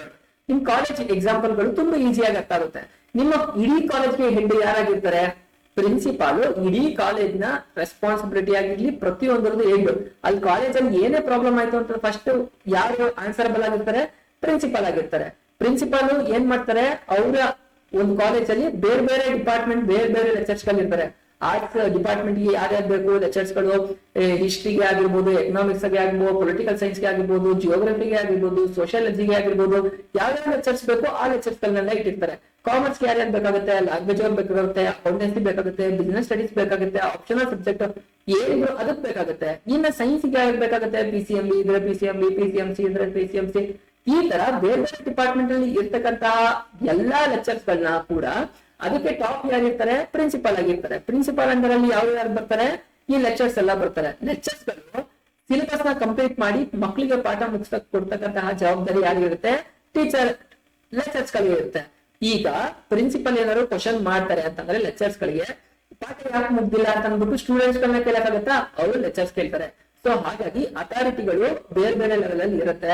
ಸೊ ಅದೇ ಅಥಾರಿಟಿ ಬಿಸ್ನೆಸ್ ಅಲ್ಲಿ ಯಾವ್ಯಾವ ತರ ಇರುತ್ತೆ ಅನ್ನೋದನ್ನ ಸಿಂಪಲ್ ಆಗಿ ಅರ್ಥ ಮಾಡ್ಕೊಳ್ತಾ ಹೋಗೋಣ. ಸಿ ಗೈಸ್, ಇದನ್ನು ಕೂಡ ನಿಮಗೆ 4 ಮಾರ್ಕ್ಸ್ ಅಂತ ಅಂತಂದ್ರೆ ಜಸ್ಟ್ ಪಾಯಿಂಟ್ ಬರೆದು ಬೇಸಿಕ್ ಇನ್ಫಾರ್ಮೇಶನ್ ತುಂಬಿದ್ರೆ ಸಾಕು. 8 ಮಾರ್ಕ್ಸ್ ಈ ಕ್ವಶನ್ ನಿಮ್ಗೆ ಕೇಳಿದ್ರು ಅಂತಂದ್ರೆ ಟಾಪ್ ಲೆವೆಲ್ ಎಲಿಮೆಂಟ್ ಅಂತಂದ್ರೆ ಯಾವ್ದು, ಮಿಡಲ್ ಲೆವೆಲ್ ಎಲಿಮೆಂಟ್ ಅಂದ್ರೆ ಯಾವ್ದು, ಆಪರೇಷನಲ್ ಲೆವೆಲ್ ಅಂತ ಅಂದ್ರೆ ಯಾವ್ಯಾವ್ದು ಅಂತ ಕಂಪ್ಲೀಟ್ ಆಗಿ ಎಕ್ಸ್ಪ್ಲೈನ್ ಮಾಡ್ಬೇಕಾಗುತ್ತೆ. ಸೊ ಅದಕ್ಕಿಂತ ಮುಂಚೆ ನಾನು ಇದು ಏನೇನು ಹೇಳುತ್ತೆ, ಟಾಪ್ ಲೆವೆಲ್ ಅಲ್ಲಿ ಯಾರಿರ್ತಾರೆ, ಮಿಡಲ್ ಲೆವೆಲ್ ಅಲ್ಲಿ ಯಾರಿರ್ತಾರೆ, ಕಂಪ್ಲೀಟ್ ಆಗಿ ನಾನು ಎಕ್ಸ್ಪ್ಲೈನ್ ಮಾಡ್ತಾ ಹೋಗ್ತೀನಿ. ಫಸ್ಟ್ ಬರ್ತಕ್ಕಂಥ ಗೈಸ್, ನಿಮ್ಗೆ ಎಕ್ಸಾಮ್ ಅಲ್ಲಿ ಕೇಳಿದ್ರು ಅಂತಂದ್ರೆ ಈ ಡಯಾಗ್ರಾಮ್ ನ ನೀವು ಕಂಪಲ್ಸರಿಯಾಗಿ ಬಿಟ್ಟು ನೀವು ಈ ತರ ಡಿವೈಡ್ ಮಾಡ್ಬಿಟ್ಟು ಅದನ್ನ ಎಕ್ಸ್ಪ್ಲೈನ್ ಮಾಡ್ಬೇಕು. ಅವಾಗ ಮಾತ್ರ ನಿಮಗೆ 8 ಮಾರ್ಕ್ಸ್ 8 ಔಟ್ ಆಫ್ 8 ನ ಮಾರ್ಕ್ಸ್ ಗೆ ಕೊಡಕ್ಕೆ ಈಸಿ ಆಗುತ್ತೆ. ಓಕೆನಾ. ಇದರಲ್ಲಿ ಟಾಪ್ ಲೆವೆಲ್ ಮ್ಯಾನೇಜ್ಮೆಂಟ್ ಇರುತ್ತೆ. ಇವರು ಯಾರ್ಯಾರಾಗಿರ್ತಾರೆ, ಟಾಪ್ ಲೆವೆಲ್ ಮ್ಯಾನೇಜ್ಮೆಂಟ್ ಅಲ್ಲಿ ಯಾರ್ಯಾರು ಇರ್ತಾರೆ ಅದನ್ನ ನೋಡೋಣ. ಚೀಫ್ ಎಕ್ಸಿಕ್ಯೂಟಿವ್ ಆಫೀಸರ್ ಇರ್ತಾರೆ, chief marketing officer, chief sales officer, chief technology officer, president ಇರ್ತಾರೆ, ಅದಕ್ಕೆ ಇನ್ವೆಸ್ಟ್ ಮಾಡಿ ಆ ಚೇರ್ಮನ್ ಗಳು ಇರ್ತಾರೆ, ಪ್ರೆಸಿಡೆಂಟ್ ಹೇಳಿರ್ತಾರೆ, ಮ್ಯಾನೇಜಿಂಗ್ ಡೈರೆಕ್ಟರ್ಸ್ ಗಳು ಇದ್ರಲ್ಲಿ ಇರ್ತಾರೆ. ಇವರೆಲ್ಲ ಏನ್ ಮಾಡ್ತಾರೆ, ಒಂದು ಆರ್ಗನೈಸೇಷನ್ ಆಬ್ಜೆಕ್ಟಿವ್ ಇರುತ್ತೆ, ಅದನ್ನ ಆ ಗೋಲ್ ನ ಇಟ್ಕೊಂಡು ಇವ್ರೆಲ್ಲಾರು ಟಾಪ್ ಲೆವೆಲ್ ಅಲ್ಲಿ ಇಟ್ಕೊಂಡು ಅವ್ರ ಅಂಡರ್ ಅಲ್ಲಿ ಇರ್ತಕ್ಕಂಥವ್ರಿಗೆ ಗೈಡ್ ಮಾಡ್ತಾರೆ. ಇವರು ಫಸ್ಟ್ ಲೆವೆಲ್ ಅಲ್ಲಿ ಇದ್ದಾರೆ, ಇವರು ಸೆಕೆಂಡ್ ಲೆವೆಲ್ ಇರೋರಿಗೆ ನೀವ್ ಈ ತರ ಕೆಲಸ ಮಾಡ್ಬೇಕು ಅವರು ಡಿಸೈಡ್ ಮಾಡ್ತಾರೆ. ನಮ್ದೊಂದು ಆಬ್ಜೆಕ್ಟಿವ್ ನ ಫಿಕ್ಸ್ ಮಾಡ್ಕೊಳ್ತಾರೆ. ಆಬ್ಜೆಕ್ಟಿವ್ ನ ಅವರು ಫಿಕ್ಸ್ ಮಾಡ್ಕೊಂಡು ನಾವು ನೆಕ್ಸ್ಟ್ ಲೆವೆಲ್ ಅಲ್ಲಿ ಇರೋರಿಗೆ ಏನ್ ಕೆಲಸ ಹೇಳಿದ್ರೆ ಅವ್ರ ಕಡೆಯಿಂದ ಕೆಲಸ ತೆಗಿಸ್ಬೋದು ಅಂತ ಅಂದ್ಬಿಟ್ಟು ಬೇರೆಯವ್ರಿಗೆ ಹೇಳ್ತಾರೆ. ಸೆಕೆಂಡ್ ಲೆವೆಲ್ ಅಲ್ಲಿ ಇರೋರಿಗೆ ಹೇಳ್ತಾರೆ. ಈಗ ಟಾಪ್ ಲೆವೆಲ್ ಅಲ್ಲಿ ಯಾರ್ಯಾರು ಇರ್ತಾರೆ ಅಂತ ಅಂದ್ಬಿಟ್ಟು ನಿಮಗೆ ಕಂಪ್ಲೀಟ್ ಆಗಿ ಗೊತ್ತಾಗೋಯ್ತು. ಮಿಡಲ್ ಲೆವೆಲ್ ಅಲ್ಲಿ ಯಾರು ಬರ್ತಾರೆ ಅಂತ ಅಂದ್ಬಿಟ್ಟು ಈಗ ನೋಡೋಣ. ಇದು first level, top level, second level, middle level. Middle level ಅಲ್ಲಿ ಯಾರ್ಯಾರು ಬರ್ತಾರೆ, ಮಾರ್ಕೆಟಿಂಗ್ ಮ್ಯಾನೇಜರ್ ಬರ್ತಾರೆ. ಅದಾದ್ಮೇಲೆ ಪರ್ಚೇಸ್, ಮಾರ್ಕೆಟಿಂಗ್ ಮ್ಯಾನೇಜರ್ ಅಂತಂದ್ರೆ ಯಾರು, ಒಂದು ಪ್ರಾಡಕ್ಟ್ ಒಂದು ಇಂಡಸ್ಟ್ರಿಲಿ ಮ್ಯಾನುಫ್ಯಾಕ್ಚರಿಂಗ್ ಆಯ್ತು ಅಂತಂದ್ರೆ ಅದನ್ನ ಮಾರ್ಕೆಟಿಂಗ್ ಇಡೀ ಬೇರೆ ಕಡೆ ಎಲ್ಲರಿಗೂ ಜನಕ್ಕೆ ಗೊತ್ತಾಗ್ಬೇಕಲ್ವಾ, ಮಾರ್ಕೆಟಿಂಗ್ ಮಾಡಿ ಬೇರೆ ಬೇರೆ ಡಿಸ್ಟ್ರಿಬ್ಯೂಟರ್ಗೆ ಡಿಸ್ಟ್ರಿಬ್ಯೂಟ್ ಮಾಡ್ಬೇಕಲ್ವಾ, ಅದ್ರ ಕೆಲಸ ಮಾರ್ಕೆಟಿಂಗ್ ಮ್ಯಾನೇಜರ್ ಆಗಿರುತ್ತೆ. ಅವು ಮಾರ್ಕೆಟಿಂಗ್ ಮ್ಯಾನೇಜರ್ ಮಿಡಲ್ ಲೆವೆಲ್ ಅಲ್ಲಿ ಬರ್ತಕ್ಕಂತಹದ್ದು, ಟಾಪ್ ಲೆವೆಲ್ ಇಂದ ನೆಕ್ಸ್ಟ್ ಲೆವೆಲ್ ಅಲ್ಲಿ ಬರ್ತಕ್ಕಂತಹದ್ದು ಪೋಸ್ಟ್ ಆಗಿರುತ್ತೆ ಅಂತ ಹೇಳ್ತಿದ್ರೆ. ಪರ್ಚೇಸ್ ಹೆಡ್, ಇಂಡಸ್ಟ್ರಿಗೆ ಬೇಕಾದಂತ ಐಟಮ್ ಗಳನ್ನ ಪರ್ಚೇಸ್ ಮಾಡಿರುವ ಹೆಡ್ ಯಾರು ಇರ್ತಾರಲ್ಲ ಅವರು ಪರ್ಚೇಸ್ ಹೆಡ್ ಆಗಿರ್ತಾರೆ. ಸೇಲ್ಸ್ ಮ್ಯಾನೇಜರ್, ಸೇಲ್ಸ್ ನ ಪ್ರಮೋಟ್ ಮಾಡ್ಲಿಕ್ಕೆ ಇರ್ತಕ್ಕಂತಹ ಯಾರು ಫಸ್ಟ್ ಪರ್ಸನ್ ಅಲ್ಲ ಅವರು ಹೆಡ್ ಯಾರು ಇರ್ತಾರೆ ಅವ್ರನ್ನ ಸೇಲ್ಸ್ ಮ್ಯಾನೇಜರ್ ಅಂತ ಕರೀತಾರೆ. ಆಪರೇಷನ್ ಮ್ಯಾನೇಜರ್, ಆಪರೇಷನ್ ಅಂತಂದ್ರೆ ಅಲ್ಲಿ ಏನೇನ್ ಕೆಲಸಗಳೆಲ್ಲ ಇರ್ತಲ್ಲ ಅದನ್ನ ನೋಡ್ಗಳ ಹೆಡ್ ಆಗಿರ್ತಾರೆ. ಬ್ರಾಂಚ್ ಮ್ಯಾನೇಜರ್, ಬ್ರಾಂಚ್ ಮ್ಯಾನೇಜರ್ ಅಂತ ಅನ್ನೋದನ್ನ ಯಾವ್ದ್ರಲ್ಲಿ ತುಂಬಾ ಚೆನ್ನಾಗಿ ಕೇಳಿರ್ತೀರಾ, ಬ್ಯಾಂಕ್ ಅಲ್ಲಿ ಕೇಳಿರ್ತೀರಾ. ಏನು ಇಡೀ ಕಂಪ್ಲೀಟ್ ಜವಾಬ್ದಾರಿ ಒಬ್ಬ ಬ್ಯಾಂಕ್ ಮ್ಯಾನೇಜರ್ ಕೈಯಲ್ಲಿ ಇರುತ್ತೆ. ಆ ಬ್ಯಾಂಕ್ ಅಲ್ಲಿ ಎಷ್ಟು ಲೋನ್ ಕೊಡ್ತಾ ಇದಾರೆ, ಡೆಪಾಸಿಟ್ ಏನಾಯ್ತು, ಇಡೀ ಕಂಪ್ಲೀಟ್ ಆಕ್ಟಿವಿಟೀಸ್ ಅವನ ಅಂಡರ್ ಅಲ್ಲಿ ಇರ್ತಕ್ಕಂತಹದ್ದು. ಸೊ ಬ್ರಾಂಚ್ ಮ್ಯಾನೇಜರ್ ಹೆಡ್ ಆಗಿರ್ತಾನೆ ಒಂದು ಬ್ರಾಂಚ್ಗೆ. ಅದು ಕೂಡ ಯಾವುದು ಮಿಡಲ್ ಲೆವೆಲ್ ಅಲ್ಲಿ ಬರ್ತಕ್ಕಂತಹದ್ದು ಆಗಿರುತ್ತೆ. ಫೈನಾನ್ಸ್ ಮ್ಯಾನೇಜರ್, ಎಕ್ಸ್ಪೆನ್ಸಸ್ ಏನಾಗಿರುತ್ತೆ ಆ ಫೈನಾನ್ಸ್ ಗೆ ಸಂಬಂಧಪಟ್ಟಿದ್ದ ಎಲ್ಲವನ್ನೂ ನೋಡ್ಕೊಳ್ತಕ್ಕಂತಹ ಟಾಪ್ ಯಾವ ಪರ್ಸನ್ ಇರ್ತಾನೆ ಅವನು ಕೂಡ ಮಿಡಲ್ ಲೆವೆಲ್ ಮ್ಯಾನೇಜ್ಮೆಂಟ್ ಗೆ ಬರ್ತಾನೆ. ಸೊ ಅಲ್ಲಿಗೆ ಟಾಪ್ ಲೆವೆಲ್ ಮ್ಯಾನೇಜ್ಮೆಂಟ್ ಅಲ್ಲಿ ಯಾರು ಬರ್ತಾರೆ, ಮಿಡಲ್ ಲೆವೆಲ್ ಅಲ್ಲಿ ಯಾರು ಮ್ಯಾನೇಜ್ಮೆಂಟ್ ಅಲ್ಲಿ ಯಾರ್ಯಾರು ಬರ್ತಾರೆ ಅಂತ ಅಂದ್ಬಿಟ್ಟು ನಿಮಗೆ ಗೊತ್ತಾಯ್ತು. ನೀವು ಇದನ್ನ ಟಾಪ್ ಲೆವೆಲ್ ಮ್ಯಾನೇಜ್ಮೆಂಟ್ ಅಂತಂದ್ರೆ ಏನು ಅಂತ ಬರ್ಬಿಟ್ಟು ಎಕ್ಸ್ಪ್ಲೈನ್ ಮಾಡಿ ಎಕ್ಸಾಂಪಲ್ ಯಾರ್ಯಾರು ಬರ್ತಾರೆ ಅಂತ ಕೊಟ್ರೆ ಸಾಕಾಗುತ್ತೆ. ಮಿಡಲ್ ಲೆವೆಲ್ ಅಂತಂದ್ರೆ it's second level of management ಅಂತ ಹೇಳ್ಬಿಟ್ಟು ಎಕ್ಸ್ಪ್ಲೈನ್ ಮಾಡಿ ಅದಕ್ಕೆ ಯಾರ್ಯಾರು ಬರ್ತಾರೆ ಅಂತ ಅಂದ್ಬಿಟ್ಟು ಬರೆದ್ರೆ ಸಾಕಾಗಿರುತ್ತೆ. ಇನ್ನ ಲೋವರ್ ಅಥವಾ ಆಪರೇಷನಲ್ ಮ್ಯಾನೇಜ್ಮೆಂಟ್ ಅಂತ ಅಂದ್ಬಿಟ್ಟು 3ನೇ ಲೆವೆಲ್ ಬರುತ್ತೆ. ಇದನ್ನ ಲಾಸ್ಟ್ ಲೆವೆಲ್ ಅಂತಾನೂ ಕನ್ಸಿಡರ್ ಮಾಡ್ಬೋದು. ಇದ್ರಲ್ಲಿ ಯಾರ್ಯಾರು ಬರ್ತಾರೆ ಅಂತಂದ್ರೆ ಈಗ ಮ್ಯಾನೇಜಿಂಗ್ ಡೈರೆಕ್ಟರ್ ಆಗಿರ್ಬೋದು, ಸಿಇಒ ಆಗಿರ್ಬೋದು, CFO ಆಗಿರ್ಬೋದು, ಇವರೆಲ್ಲ ಮೇಲ್ಗಡೆ ಲೆವೆಲ್ ಬರ್ತಾರೆ. ಇವರು ನಮ್ ಬಿಸ್ನೆಸ್ ನ ಈ ತರ ಮಾಡ್ಬೇಕು ಅಂತ ಅಂದ್ಬಿಟ್ಟು ಟಾಪ್ ಲೆವೆಲ್ ಅಲ್ಲಿ ಕೂತಿ ಯೋಚನೆ ಮಾಡ್ತಾರೆ. ಅವರು ಮ್ಯಾನೇಜರ್ ಸೆಕೆಂಡ್ ಲೆವೆಲ್ ಅಲ್ಲಿ ಇರೋರಿಗೆ ಗೈಡ್ ಮಾಡ್ತಾರೆ. ಅವ್ರು ಯಾರಾಗಿರ್ತಾರೆ ಥರ್ಡ್ ಲೆವೆಲ್ ಅಲ್ಲಿ ಕೆಲಸ ಅಂದ್ರೆ 3ನೇ ಹಂತದಲ್ಲಿ ಆಪರೇಷನಲ್ ವರ್ಕ್ ಅಲ್ಲಿ ಮಾಡ್ತಕ್ಕಂತ ಮೇಲ್ಗಡೆ ಇರ್ತಾರೆ, ಅವರು ಸೆಕೆಂಡ್ ಲೆವೆಲ್ ಅಲ್ಲಿ ಇರ್ತಾರೆ. ಅವರು ಕೆಳಗಡೆ ಇರೋರಿಗೆ ನೀವು ಇಂಥ ಕೆಲಸ ಮಾಡಿ ಅಂತ ಅಂದ್ಬಿಟ್ಟು ಗೈಡೆನ್ಸ್ ನ ಕೊಡ್ತಾ ಇರ್ತಾರೆ, ಹಿಂಗ್ ಮಾಡಿ ಅಂತ ಹೇಳ್ತಾ ಇರ್ತಾರೆ. ಅವರು ಗ್ರೌಂಡ್ ಅಲ್ಲಿ ನಿಂತು ಕೆಲಸಗಳನ್ನ ಮಾಡ್ತಾ ಇರ್ತಾರೆ. ಅದನ್ನ ಆಪರೇಷನಲ್ ಮ್ಯಾನೇಜ್ಮೆಂಟ್ ಅಂತ ಇರ್ತಾರೆ. ಆ ಆಪರೇಷನ್ ಮ್ಯಾನೇಜ್ಮೆಂಟ್ ಅಲ್ಲಿ ಯಾರ್ಯಾರು ಬರ್ತಾರೆ, ಸೂಪರ್ವೈಸರ್ ಅಲ್ಲೆಲ್ಲ ಒಂದು ಬಿಸ್ನೆಸ್ ನ ಕಂಪ್ಲೀಟ್ ಆಗಿ ನೋಡ್ಕೊಳ್ತಾರಲ್ಲ ಆ ಸೂಪರ್ವೈಸರ್ ಆಗಿರ್ತಾರೆ. 4 ಮ್ಯಾನ್ ಅದರಲ್ಲಿ ಇನ್ಚಾರ್ಜ್ ಯಾರು ಇರ್ತಾರಲ್ಲ 4 ಮ್ಯಾನ್ ಆಗಿರ್ತಾರೆ. ಜೂನಿಯರ್ ಮ್ಯಾನೇಜರ್, ಸೀನಿಯರ್ ಮ್ಯಾನೇಜರ್ ಅಂತಂದ್ರೆ ಎಲ್ಲಾನು ನೋಡ್ಕೊಳ್ತಕ್ಕಂತಹದ್ದು. ಜೂನಿಯರ್ ಮ್ಯಾನೇಜರ್ ಅಂತಂದ್ರೆ ಅವ್ರ ಅಂಡರ್ ಅಲ್ಲಿ ಬರ್ತಕ್ಕಂತಹ ಆಗಿರ್ತಾರೆ. ಇನ್ಸ್ಪೆಕ್ಟರ್, ಕ್ವಾಲಿಟಿ ಚೆಕಿಂಗ್ ನ ನೋಡ್ತಕ್ಕಂತಹ ಇನ್ಸ್ಪೆಕ್ಟರ್ ಆಗಿರ್ಬೋದು. ಅಲ್ಲಿ ಕೆಲಸ ಮಾಡ್ತಂತಹ ಕ್ಲರ್ಕ್ ಗಳಾಗಿರ್ಬೋದು. ಕ್ಲರ್ಕ್ ಗಳಲ್ಲಿ ಅಂತಂದ್ರೆ ಅಕೌಂಟ್ಸ್ ಡಿಪಾರ್ಟ್ಮೆಂಟ್ ಅಲ್ಲಿ ಕ್ಲರ್ಕ್ ಅಲ್ಲಿ ಇರ್ತಾರೆ, ಸೆಕ್ಯೂರಿಟಿ ಕ್ಲರ್ಕ್ ಅಲ್ಲಿ ಇರ್ತಾರೆ, ಬೇರೆ ಬೇರೆ ಡಿಪಾರ್ಟ್ಮೆಂಟ್ ಗಳಲ್ಲಿ ಕ್ಲರ್ಕ್ಸ್ ಗಳು ಇರ್ತಾ ಹೋಗ್ತಾರೆ. ಅವರೆಲ್ಲರೂ ಆಪರೇಷನ್ ಅಲ್ಲಿ ಇಳಿದು ಕೆಲಸಗಳನ್ನ ಮಾಡ್ತಾ ಇರ್ತಾರೆ. ಅಂದ್ರೆ ಗ್ರೌಂಡ್ ಲೆವೆಲ್ ಅಲ್ಲಿ ಏನೇನ್ ಕೆಲಸಗಳು ಆಗ್ಬೇಕು, ಟಾಪ್ ಲೆವೆಲ್ ಬೇಕಾದವ್ರು ಮಿಡಲ್ ಲೆವೆಲ್ ಹೇಳ್ತಾರೆ, ಮಿಡಲ್ ಲೆವೆಲ್ ಅವರು ಕೊನೆ ಲೆವೆಲ್ ಕೇಳಿ ಅದನ್ನ ಕೆಲಸನ ತೆಗಿಸ್ತಾರೆ ಅಂತ ಹೇಳ್ತಾ ಇದ್ದಾರೆ. ಸೊ ಗೈಸ್, ಇದಾಗಿತ್ತು ನಿಮ್ಮ ಲೆವೆಲ್ ಆಫ್ ಮ್ಯಾನೇಜ್ಮೆಂಟ್. ಇಲ್ಲಿ ಟಾಪ್ ಲೆವೆಲ್ ಅಲ್ಲಿ ಏನೋ ಒಂದು ಆಬ್ಜೆಕ್ಟಿವ್ ನ ಫಿಕ್ಸ್ ಮಾಡ್ಕೊಂಡು ಇಂಥ ಕೆಲಸ ಕೆಳಗಡೆ ಅವರಿಗೆ ಮಾಡ್ರಪ್ಪ ಅಂತ ಅಂದ್ಬಿಟ್ಟು ಗೈಡೆನ್ಸ್ ಕೊಡ್ತಾರೆ. ಹಾಗಾಗಿ ಅಥಾರಿಟಿ ಅಂತ ಅನ್ನೋದು ಮೇಲ್ಗಡೆಯಿಂದ ಕೆಳಗಡೆಗೆ ಬರುತ್ತೆ. ಮೇಲ್ಗಡೆ ಇದ್ದವ್ರು ಈ ಕೆಲಸ ಮಾಡ್ಬೇಕು ಅಂತ ಕೆಳಗಡೆ ಹೇಳ್ತಾರೆ, ಕೆಳಗಡೆ ಇದ್ದವರು ಈ ಕೆಲಸ ಮಾಡಿ ಅಂತ ಅಂದ್ಬಿಟ್ಟು ಅವ್ರ ಮಾಡಿಸ್ತಾರೆ. ಹಾಗಾಗಿ ಅಥಾರಿಟಿ ಅಂತ ಅನ್ನೋದು ಮೇಲ್ಗಡೆಯಿಂದ ಕೆಳಗಡೆಗೆ ಬರುತ್ತೆ. ರೆಸ್ಪಾನ್ಸಿಬಿಲಿಟಿ, ಈಗ ಏನೋ ಒಬ್ರು ನಮ್ಮ ಮೇಲ್ಗಡೆ ಕೆಲಸ ನಮ್ಗೆ ಹಚ್ಚಿದ್ದಾರೆ ಅಂದ್ರೆ ನಾವ್ ಏನ್ ಮಾಡ್ಬೇಕು, ನಾವು ಅವ್ರಿಗೆ ರೆಸ್ಪಾನ್ಸ್ ಮಾಡ್ಬೇಕಾಗತ್ತೆ, ನಾವು ಅವ್ರಿಗೆ ಅಕೌಂಟಬಲ್ ಆಗಿರ್ತೀವಿ. ಸೊ ನಾವು ಅವ್ರಿಗೆ ಏನ್ ಕೆಲಸ ಮಾಡಿದೀವಿ ಅಂತ ನಮ್ಮನ್ನ ಕೇಳಿದ ತಕ್ಷಣ ನಾವು ಇಂತಿಂತ ಕೆಲಸ ಮಾಡಿದೀವಿ ಅಂತ ಅವ್ರಿಗೆ ಹೇಳ್ಬೇಕಾಗತ್ತೆ.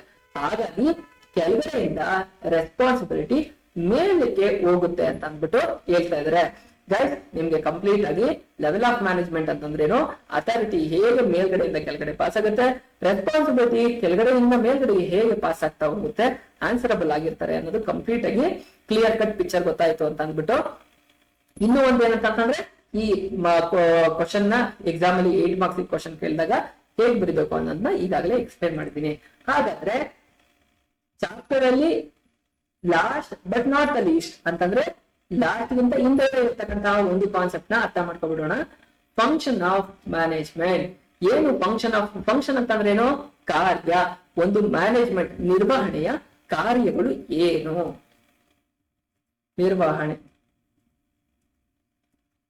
ನಿರ್ವಹಣೆಯ ಕಾರ್ಯಗಳು ಏನು ಅಂದ್ಬಿಟ್ಟು ಗೈಸ್, ಇಡೀ ಚಾಪ್ಟರ್ ಅಲ್ಲಿ ಯಾವ್ಯಾವ್ದಿದೆ ನಿಮ್ಗೆ ಇರ್ತಕ್ಕಂತಹದ್ದು ಓದ್ತಕ್ಕಂಥದ್ದು ಬರೀ 11 ಚಾಪ್ಟರ್ಸ್ ಅಷ್ಟೇನೆ. Nature and significance of management, principles of management, ಅದಾದ್ಮೇಲೆ business environment, planning, organising, staffing, directing, controlling. ಅದಾದ್ಮೇಲೆ ಯಾವ್ದು ನೋಡ್ತೀರಾ ನೀವು? Financial management, marketing and consumer protection. ಇಷ್ಟು ಚಾಪ್ಟರ್ ಗಳನ್ನ ನೀವು ನೋಡೋಂಥದ್ದು ಒಂದೊಂದಾಗಿ ನೀವು ಕಲ್ತ್ಕೊಳ್ತಾ ಹೋಗ್ತೀರಾ. ಆರಾಮ್ಸೆ ನೆನಪಲ್ಲಿ ಇಟ್ಕೊಳ್ಬಹುದು. ಸೊ ನೀವು ಪ್ಲಾನಿಂಗ್ 4ನೇ ಚಾಪ್ಟರ್ ಇಂದ ಓದ್ತಿರಲ್ಲ, ಪ್ಲಾನಿಂಗ್ ಅಂತ ಅನ್ನೋದಕ್ಕೆ ಒಂದು ಸಪರೇಟ್ ಚಾಪ್ಟರ್ ಇದೆ, ಆರ್ಗನೈಸಿಂಗ್ ಅಂತ ಅನ್ನೋದಕ್ಕೆ ಸಪರೇಟ್ ಚಾಪ್ಟರ್ ಇದೆ, ಡೈರೆಕ್ಟಿಂಗ್, ಸ್ಟಾಫಿಂಗ್ ಅಂತ ಅನ್ನೋದಕ್ಕೆ ಸಪರೇಟ್ ಚಾಪ್ಟರ್, ಡೈರೆಕ್ಟಿಂಗ್ ಅನ್ನೋದಕ್ಕೆ, ಕಂಟ್ರೋಲಿಂಗ್ ಅನ್ನೋದಕ್ಕೆ, ಎಲ್ಲಾನು ಪ್ರತಿಯೊಂದು ಚಾಪ್ಟರ್ ತುಂಬಾ ಎಲಾಬರೇಟ್ ಆಗಿ ನೀವು ಕಲ್ತ್ಕೊಳ್ತಾ ಹೋಗ್ತೀರಾ. ಇದರಿಂದ ನಿಮಗೆ ಬೇಸಿಕ್ ಇನ್ಫಾರ್ಮೇಶನ್ ಕೊಡ್ತೀನಿ. ಇಫ್ ಸಪೋಸ್ ಮೆನ್ಷನ್ ಅಥವಾ explain the functions of management ಅಂತ 8 ಮಾರ್ಕ್ಸ್ ನಿಮಗೆ ಕ್ವಶನ್ ಕೇಳಿದ್ರು ಅಂದ್ರೆ ಹಾಗೆ ಹೇಳಿದಂಗೆ ಮ್ಯಾನೇಜ್ಮೆಂಟ್ ಮೀನಿಂಗು ಡೆಫಿನೇಷನ್ ಅಂತ ಬರೆದ್ಬಿಟ್ಟು ಫಂಕ್ಷನ್ ಆಫ್ ಮ್ಯಾನೇಜ್ಮೆಂಟ್ ಅಂತ ಅಂದ್ಬಿಟ್ಟು ಈ 5 ಪಾಯಿಂಟ್ ಬರೆದು ಪ್ರತಿಯೊಂದು ಪಾಯಿಂಟ್ ಗಳನ್ನ ಕಂಪ್ಲೀಟ್ ಆಗಿ ಎಕ್ಸ್ಪ್ಲೈನ್ ಮಾಡ್ತಾ ಹೋಗ್ಬೇಕಾಗುತ್ತೆ. ಇಲ್ಲಿ ನಿಮ್ಗೆ ಕಂಪ್ಲೀಟ್ ಆಗಿ ಬ್ರೀಫಿಂಗ್ ಕೊಟ್ಬಿಡ್ತೀನಿ ಏನಂತ ಅಂದ್ಬಿಟ್ಟು. ಪ್ಲಾನಿಂಗ್ ಅಂತಂದ್ರೆ ಏನು? ಯೋಜನೆಯನ್ನ ಹಾಕೋದೆ ಮ್ಯಾನೇಜ್ಮೆಂಟ್ ನ ಕೆಲಸ ಆಗಿದೆ. ನಮ್ಮ ಮುಂದಿನ ವರ್ಷದ ಟಾರ್ಗೆಟ್ ಇಷ್ಟು ಬ್ರಾಂಚ್ ಗಳನ್ನ ಮಾಡುವಂಥದ್ದು, ನಮ್ಮ ಮುಂದಿನ ವರ್ಷದ ಟಾರ್ಗೆಟ್ ಇಷ್ಟು ಎಂಪ್ಲಾಯಿಗಳನ್ನ ತಗೊಳ್ಳಂತದ್ದು, ನಮ್ಮ ಮುಂದಿನ ವರ್ಷದ ಟಾರ್ಗೆಟ್ ಇಷ್ಟು ಬ್ರಾಂಚ್ ಗಳನ್ನ ಅಥವಾ ಇಷ್ಟು ಪ್ರಾಫಿಟ್ ನ ಇಷ್ಟು ಎಕ್ಸ್ಪಾನ್ಷನ್ ನ ಮಾಡ್ತಕ್ಕಂತಹದ್ದು ಆಗಿರುತ್ತೆ ಅನ್ನೋದು ಯೋಜನೆಯನ್ನ ರೂಪಿಸೋದೆ ಮ್ಯಾನೇಜ್ಮೆಂಟಿನ ಫಸ್ಟ್ ಕೆಲಸ ಆಗಿರುತ್ತೆ. ಸೆಕೆಂಡ್ ಕೆಲಸ ಏನು? ಆರ್ಗನೈಸಿಂಗ್ ಆಗಿರುತ್ತೆ. ಆರ್ಗನೈಸಿಂಗ್ ಅಂತಂದ್ರೆ ಏನು ಕನ್ನಡದಲ್ಲಿ? ಒಂದು ಕಡೆ ಕೂರಿಸುವಂತಹದ್ದು ಆಗಿರುತ್ತೆ. ಆರ್ಗನೈಸಿಂಗ್ ಏನನ್ನ ಆರ್ಗನೈಸ್ ಮಾಡ್ತಾರೆ? ಕನ್ನಡದಲ್ಲಿ ಏನ್ ಹೇಳ್ತಾರೆ ಆರ್ಗನೈಸಿಂಗ್? ಹೇಗೆ? ಸಂಘಟಿಸುವಿಕೆ. ಏನನ್ನ ಸಂಘಟಿಸಬೇಕಾಗುತ್ತೆ? ಮನಿ, ಮೆಟೀರಿಯಲ್. ಈಗ ಏನಿರ್ಬೇಕು? ಒಂದು ಬಿಸ್ನೆಸ್ ನ ರನ್ ಮಾಡ್ಬೇಕು ಅಂತಂದ್ರೆ ಫಸ್ಟ್ ಆಫ್ ಆಲ್ ದುಡ್ಡು ಇರ್ಬೇಕು. ದುಡ್ಡಿತ್ತು, ಮನಿ ಇತ್ತು ಅಂತಂದ್ರೆ ಎಲ್ಲ ಕೆಲಸ ಆಯ್ತು. ಅದನ್ನ ಆರ್ಗನೈಸ್ ಮಾಡ್ತಾ ಇದಾರೆ, ಸಂಘಟನೆಯನ್ನ ಮಾಡ್ತಾ ಇದಾರೆ, ದುಡ್ಡನ್ನ ಫಸ್ಟ್ ಇಟ್ಕೊಳ್ತಿದ್ದಾರೆ. ಅದಾದ್ಮೇಲೆ ಕೆಲಸ ಮಾಡಕ್ಕೆ ಏನ್ ಬೇಕು? ಜನ ಬೇಕು, ಮೆನ್ ಬೇಕು. ಅದಾದ್ಮೇಲೆ ಮಿಷನರಿ ಬೇಕು. ಕೆಲಸ ಜನನ್ ತಗೊಬಿಟ್ರೆ ಆಗುತ್ತಾ? ಅವ್ರು ಯಾವ್ದು ಮಿಷನ್ ಮೇಲೆ ಕೆಲಸ ಮಾಡ್ಬೇಕು ಅಂತಂದ್ರೆ ಮಿಷನರಿ ಇರ್ಬೇಕಾ? ಆ ಮಿಷಿನ್ ಕೆಲಸ ಮಾಡ್ಬೇಕು ಅಂತಂದ್ರೆ ಅದಕ್ಕೆ ಏನ್ ಬೇಕು? ಅದು ಏನ್ ಪ್ರಾಡಕ್ಟ್ ಮಾಡ್ಬೇಕು ಅಂತಂದ್ರೆ ಅದಕ್ಕೆ ಮೆಟೀರಿಯಲ್ ಬೇಕಾ? ಫಸ್ಟ್ ಮನಿ ಬೇಕು, ಮೆನ್ ಬೇಕು, ಮೆಷಿನರಿ ಬೇಕು, ಮೆಟೀರಿಯಲ್ ಬೇಕು. ಅಷ್ಟು ಇದ್ದು ಎಲ್ಲ ಫೆಸಿಲಿಟಿ ಇತ್ತು ಅಂತಂದ್ರೆ ಅಷ್ಟನ್ನ ಸಂಘಟನೆ ಮಾಡಿದ್ರೆ ಮಾತ್ರ ಒಂದು ಪ್ರಾಡಕ್ಟ್ ನ ನಾವು ಏನು ಮ್ಯಾನುಫ್ಯಾಕ್ಚರಿಂಗ್ ಮಾಡಬಹುದಾಗಿದೆ. ಇದು ಫಂಕ್ಷನ್ ಆಫ್ ಮ್ಯಾನೇಜ್ಮೆಂಟ್, ನಿರ್ವಹಣೆಯ ಎರಡನೇ ಪ್ರಮುಖವಾದಂತಹ ಕೆಲಸ ಆಗಿದೆ. ಮೂರನೇ ಕೆಲಸ ಏನು? ಸ್ಟಾಫಿಂಗ್. ಏನ್ ಸ್ಟಾಫಿಂಗ್ ಅಂತಂದ್ರೆ, ಸ್ಟಾಫಿಂಗ್ ಅಂತಂದ್ರೆ ಅಲ್ಲಿಗೆ ಬೇಕಾದಂತಹ ಒಂದು ಬಿಸ್ನೆಸ್ ಗೆ ಬೇಕಾದಂತಹ ಹ್ಯೂಮನ್ ರಿಸೋರ್ಸ್.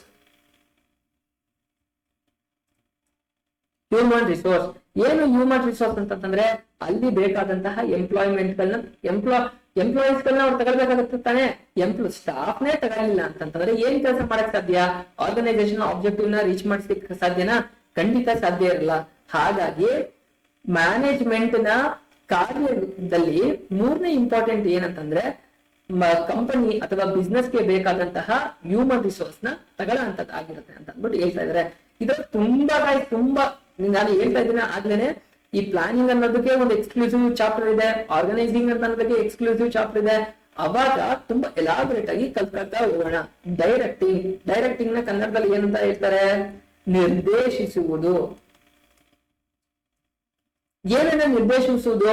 ಆಗ್ಲೇ ಹೇಳಿದ್ನಲ್ಲ, ಒಬ್ಬ ಮ್ಯಾನೇಜರ್ ಇದ್ರು ಅಂತಂದ್ರೆ ಅವ್ರ ಸಬಾರ್ಡಿನೇಟ್ ಇಂತಿಂತ ಕೆಲಸಗಳನ್ನ ಮಾಡಿ ಅಂತ ಅಂದ್ಬಿಟ್ಟು ನಿರ್ದೇಶಿಸ್ತಾರೆ. ಇಂಥ ಕೆಲಸ ಮಾಡ್ರಪ್ಪ ಅಂತ ಅಂದ್ಬಿಟ್ಟು ಅವ್ರಿಗೆ ಹೇಳ್ತಾರೆ, ಅವ್ರ ಕಡೆಯಿಂದ ಕೆಲಸಗಳನ್ನ ತರಿಸ್ತಾರೆ.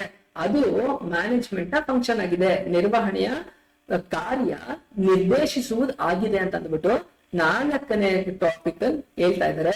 5ನೇ ಟಾಪಿಕ್ ನಿರ್ವಹಣೆಯ ಕಾರ್ಯ ಯಾವುದು? ಕಂಟ್ರೋಲಿಂಗ್ ಅಂತಂದ್ರೆ ನಿಯಂತ್ರಿಸುವುದು. ಏನನ್ನ ನಿಯಂತ್ರಿಸುವುದು? ಯಾರಾದ್ರೂ ಬಿಸ್ನೆಸ್ ಅಲ್ಲಿ ಪ್ರಾಫಿಟ್ ಅನ್ನ ನಿಯಂತ್ರಿಸಕ್ಕಾಗತ್ತಾ? ಯಾವತ್ತು ಬಿಸ್ನೆಸ್ ಇಂಟೆನ್ಷನ್ ಏನಿರುತ್ತೆ? ಪ್ರಾಫಿಟ್ ಮಾಡದಾಗಿರುತ್ತೆ. ಪ್ರಾಫಿಟ್ ಕಮ್ಮಿ ಮಾಡ್ಕೊಳ್ಳೋದೆಲ್ಲದಾಗಿರುತ್ತಾ?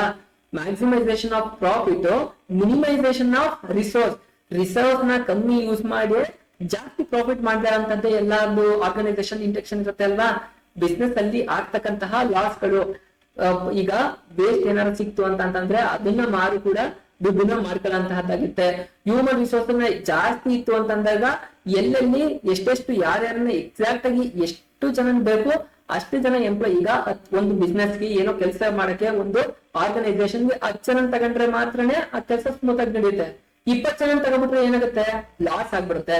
ಹಾಗಾಗಿ ಎಷ್ಟು ಜನನ ಬೇಕೋ ಅಷ್ಟೇ ಜನನ ತಗೊಳ್ಳೋಂಥದ್ದು, ಯಾವುದನ್ನ ಯಾವ ಪ್ರಮಾಣದಲ್ಲಿ ಹೇಗ್ ಮಾಡ್ಬೇಕು ಅನ್ನೋದನ್ನ ನಿಯಂತ್ರಣದಲ್ಲಿ ಇಟ್ಕೊಳ್ಳುವಂಥದ್ದು, ಒಂದು ಬಿಸ್ನೆಸ್ ನ ಒಂದು ಚೌಕಟ್ಟಿನ ಒಳಗೆ ಇಟ್ಕೊಳ್ಳುವಂತಹದ್ದು, ಒಂದು ಫ್ರೇಮ್ ವರ್ಕ್, ಒಂದು ಫಂಡಮೆಂಟಲ್ ಒಳಗೆ ಇರ್ತಕ್ಕಂತಹದ್ದೇ ಕಂಟ್ರೋಲಿಂಗ್ ಅಂತಂತಾರೆ. ಈ ಕಂಟ್ರೋಲಿಂಗ್ 5ನೇ ಮುಖ್ಯವಾದಂತಹ ನಿರ್ವಹಣೆಯ ಕಾರ್ಯವಾಗಿದೆ ಅಂತ ಅಂದ್ಬಿಟ್ಟು ಹೇಳ್ತಾ ಇದ್ರೆ.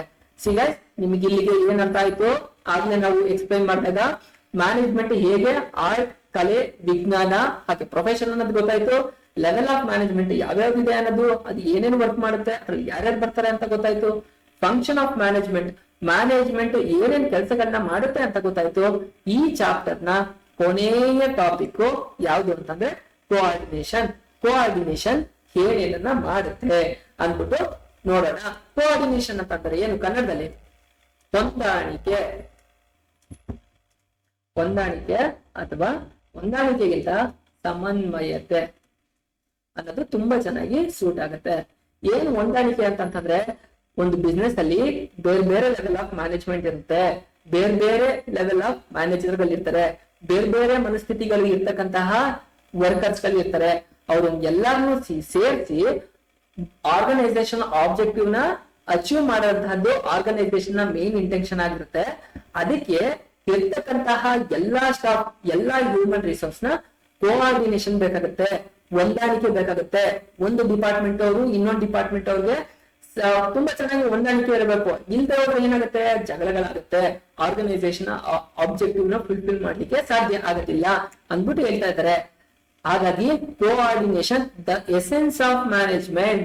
ಎಸೆನ್ಸ್ ಅಂತ ಅಂದ್ರೆ ಏನು? ಅದು ತುಂಬಾ ಕೋಆರ್ಡಿನೇಷನ್ ಮ್ಯಾನೇಜ್ಮೆಂಟ್ ನಿರ್ವಹಣೆಯಲ್ಲಿ ತುಂಬಾ ಪ್ರಮುಖವಾದಂತಹ ಪಾತ್ರವನ್ನ ವಹಿಸುತ್ತೆ. ಅದು ತುಂಬಾ ಇಂಪಾರ್ಟೆಂಟ್ ಅಂದ್ಬಿಟ್ಟು ಹೇಳ್ತಾ ಇದ್ದಾರೆ. ಹಾಗಾದ್ರೆ ಕೋಆರ್ಡಿನೇಷನ್ ಅಂತಂದ್ರೆ ಏನು? ಅದ್ರ ಕ್ಯಾರೆಕ್ಟರಿಸ್ಟಿಕ್ಸ್ ಗಳು ಏನು ಅನ್ನೋದನ್ನೆಲ್ಲ ತಿಳ್ಕೊಳ್ಳೋಣ. Coordination is the process by which, ಇದೊಂದು ಪ್ರೋಸೆಸ್, ಇದೊಂದು ಕಾರ್ಯ, ಬೈ ವಿಚ್ ಎ ಮ್ಯಾನೇಜರ್ ಸಿಂಕ್ರನೈಸಸ್ ಅಥವಾ combines ಅಥವಾ adjust the activities of different department in order to achieve the common goal of the organization. ಏನು ಒಂದು ಆರ್ಗನೈಸೇಷನ್ ಅಲ್ಲಿ ಇರ್ತಕ್ಕಂತಹ ಗೋಲ್ ಅನ್ನ ಅಚೀವ್ ಮಾಡಕ್ಕೆ ಒಬ್ಬ ಮ್ಯಾನೇಜರು ಇರ್ತಕ್ಕಂತಹ ಬೇರೆ ಬೇರೆ ಡಿಪಾರ್ಟ್ಮೆಂಟ್ ಗಳನ್ನೆಲ್ಲ ಹೊಂದಾಣಿಸ್ಕೊಂಡು ಆಬ್ಜೆಕ್ಟಿವ್ ನ ಫಿಲ್ಫಿಲ್ ಮಾಡದೇನೆ ಸಿಂಕ್ರನೈಸಸ್. ಏನು ಸಿಂಕ್ರನೈಸಸ್ ಅಂತಂದ್ರೆ ಬೆಸೆದುಕೊಂಡು ಹೋಗುವಂತದ್ದು, ಒಬ್ರಿಗೆ ಇಂಟರ್ಲಿಂಕ್ ಮಾಡ್ತಾ ಹೋಗೋದು, ಒಬ್ರಿಗೆ ಅಂಡರ್ಸ್ಟ್ಯಾಂಡಿಂಗ್ ಮಾಡ್ತಾ ಹೋಗುವಂತಹದ್ದನ್ನೇ ಕೋಆರ್ಡಿನೇಷನ್ ಅಂತ ಹೇಳ್ತಾರೆ. ಅರ್ಥ ಆಯ್ತು ಅಂತ ಅನ್ಕೊಂಡಿದೀನಿ. ಆಯ್ತಾ? ಹಾಗಾದ್ರೆ ಇದರ ಕ್ಯಾರೆಕ್ಟರಿಸ್ಟಿಕ್ಸ್ ಆಫ್ ಕೋಆರ್ಡಿನೇಷನ್, ಕ್ಯಾರೆಕ್ಟರಿಸ್ಟಿಕ್ಸ್ ಎಂತಂತಂದ್ರೆ ಏನು? ಗುಣಲಕ್ಷಣಗಳು, ಹೊಂದಾಣಿಕೆ ಅಥವಾ ಸಮನ್ವತೆಯ ಗುಣಲಕ್ಷಣಗಳು ಏನು ಅನ್ನೋದನ್ನ ನೋಡೋಣ. CWORD ಅಂತ ಒಂದು ಡಾಟ್ ಇಟ್ರೆ ಅದನ್ನ ಕೋಆರ್ಡಿನೇಷನ್ ಅಂತಾರೆ. ಅದು ಶಾರ್ಟ್ ಫಾರ್ಮ್ ಆಗಿರುತ್ತೆ.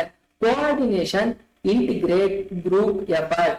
ಬೇರೆ ಬೇರೆ ಗ್ರೂಪ್ ಅಲ್ಲಿ ಇರ್ತಕ್ಕಂತಹ ಅವರು ಎಫರ್ಟ್ ನ ಹಾಕಿ ಆರ್ಗನೈಸೇಷನ್ ಅಲ್ಲಿ ಇರ್ತಕ್ಕಂತಹ ಆಬ್ಜೆಕ್ಟಿವ್ ನ ರೀಚ್ ಮಾಡುವುದು ಕೋಆರ್ಡಿನೇಷನ್ ನ ಒಂದು ಗುಣಲಕ್ಷಣ ಆಗಿದೆ ಅಂತ ಅಂದ್ಬಿಟ್ಟು ಫಸ್ಟ್ ಪಾಯಿಂಟ್ ಅಲ್ಲಿ ಹೇಳ್ತಾ ಇದ್ದಾರೆ. ಏನ್ ಹೇಳ್ತಾ ಇದ್ದಾರೆ? ಇಂಟಿಗ್ರೇಟೆಡ್ ಗ್ರೂಪ್, ಎಲ್ಲ ಬೇರೆ ಬೇರೆ ಇರ್ತಕ್ಕಂತಹ ಗ್ರೂಪ್ಗಳು ಇಂಟಿಗ್ರೇಟೆಡ್ ಆಗಿ ಹೊಂದಾಣಿಸಿಕೊಂಡು ಕೆಲಸವನ್ನ ಮಾಡ್ಬೇಕಾಗತ್ತೆ ಅಂತ ಅಂದ್ಬಿಟ್ಟು ಹೇಳ್ತಾ ಇದ್ದಾರೆ. ಎರಡನೇದೇನು? Coordination ensure unity of action. Unity of action ಅಂತಂದ್ರೆ ಏನು? ಯೂನಿಟಿ ಅಂತಂದ್ರೆ ಒಟ್ಟಿಗೆ ಸೇರಿ ಕ್ಲೀನ್ ಆಗಿ ಮಾಡ್ಕೊಂಡು ಹೋಗ್ಬೇಕಾಗತ್ತೆ. ಇಂಟಿಗ್ರೇಟೆಡ್ ಅಂತಂದ್ರೆ ಸಮಗ್ರವಾಗಿ ಅವ್ರು ಮಾಡ್ತಾ ಹೋಗ್ಬೇಕಾಗುತ್ತೆ. ಎರಡನೇ point ensure unity of action. ಪ್ರತಿಯೊಬ್ಬರಿಗೂ ಏನಿರುತ್ತೆ? ಅವ್ರವ್ರ ಕೆಲಸಗಳನ್ನ ಮಾಡ್ಬೇಕಾಗತ್ತೆ.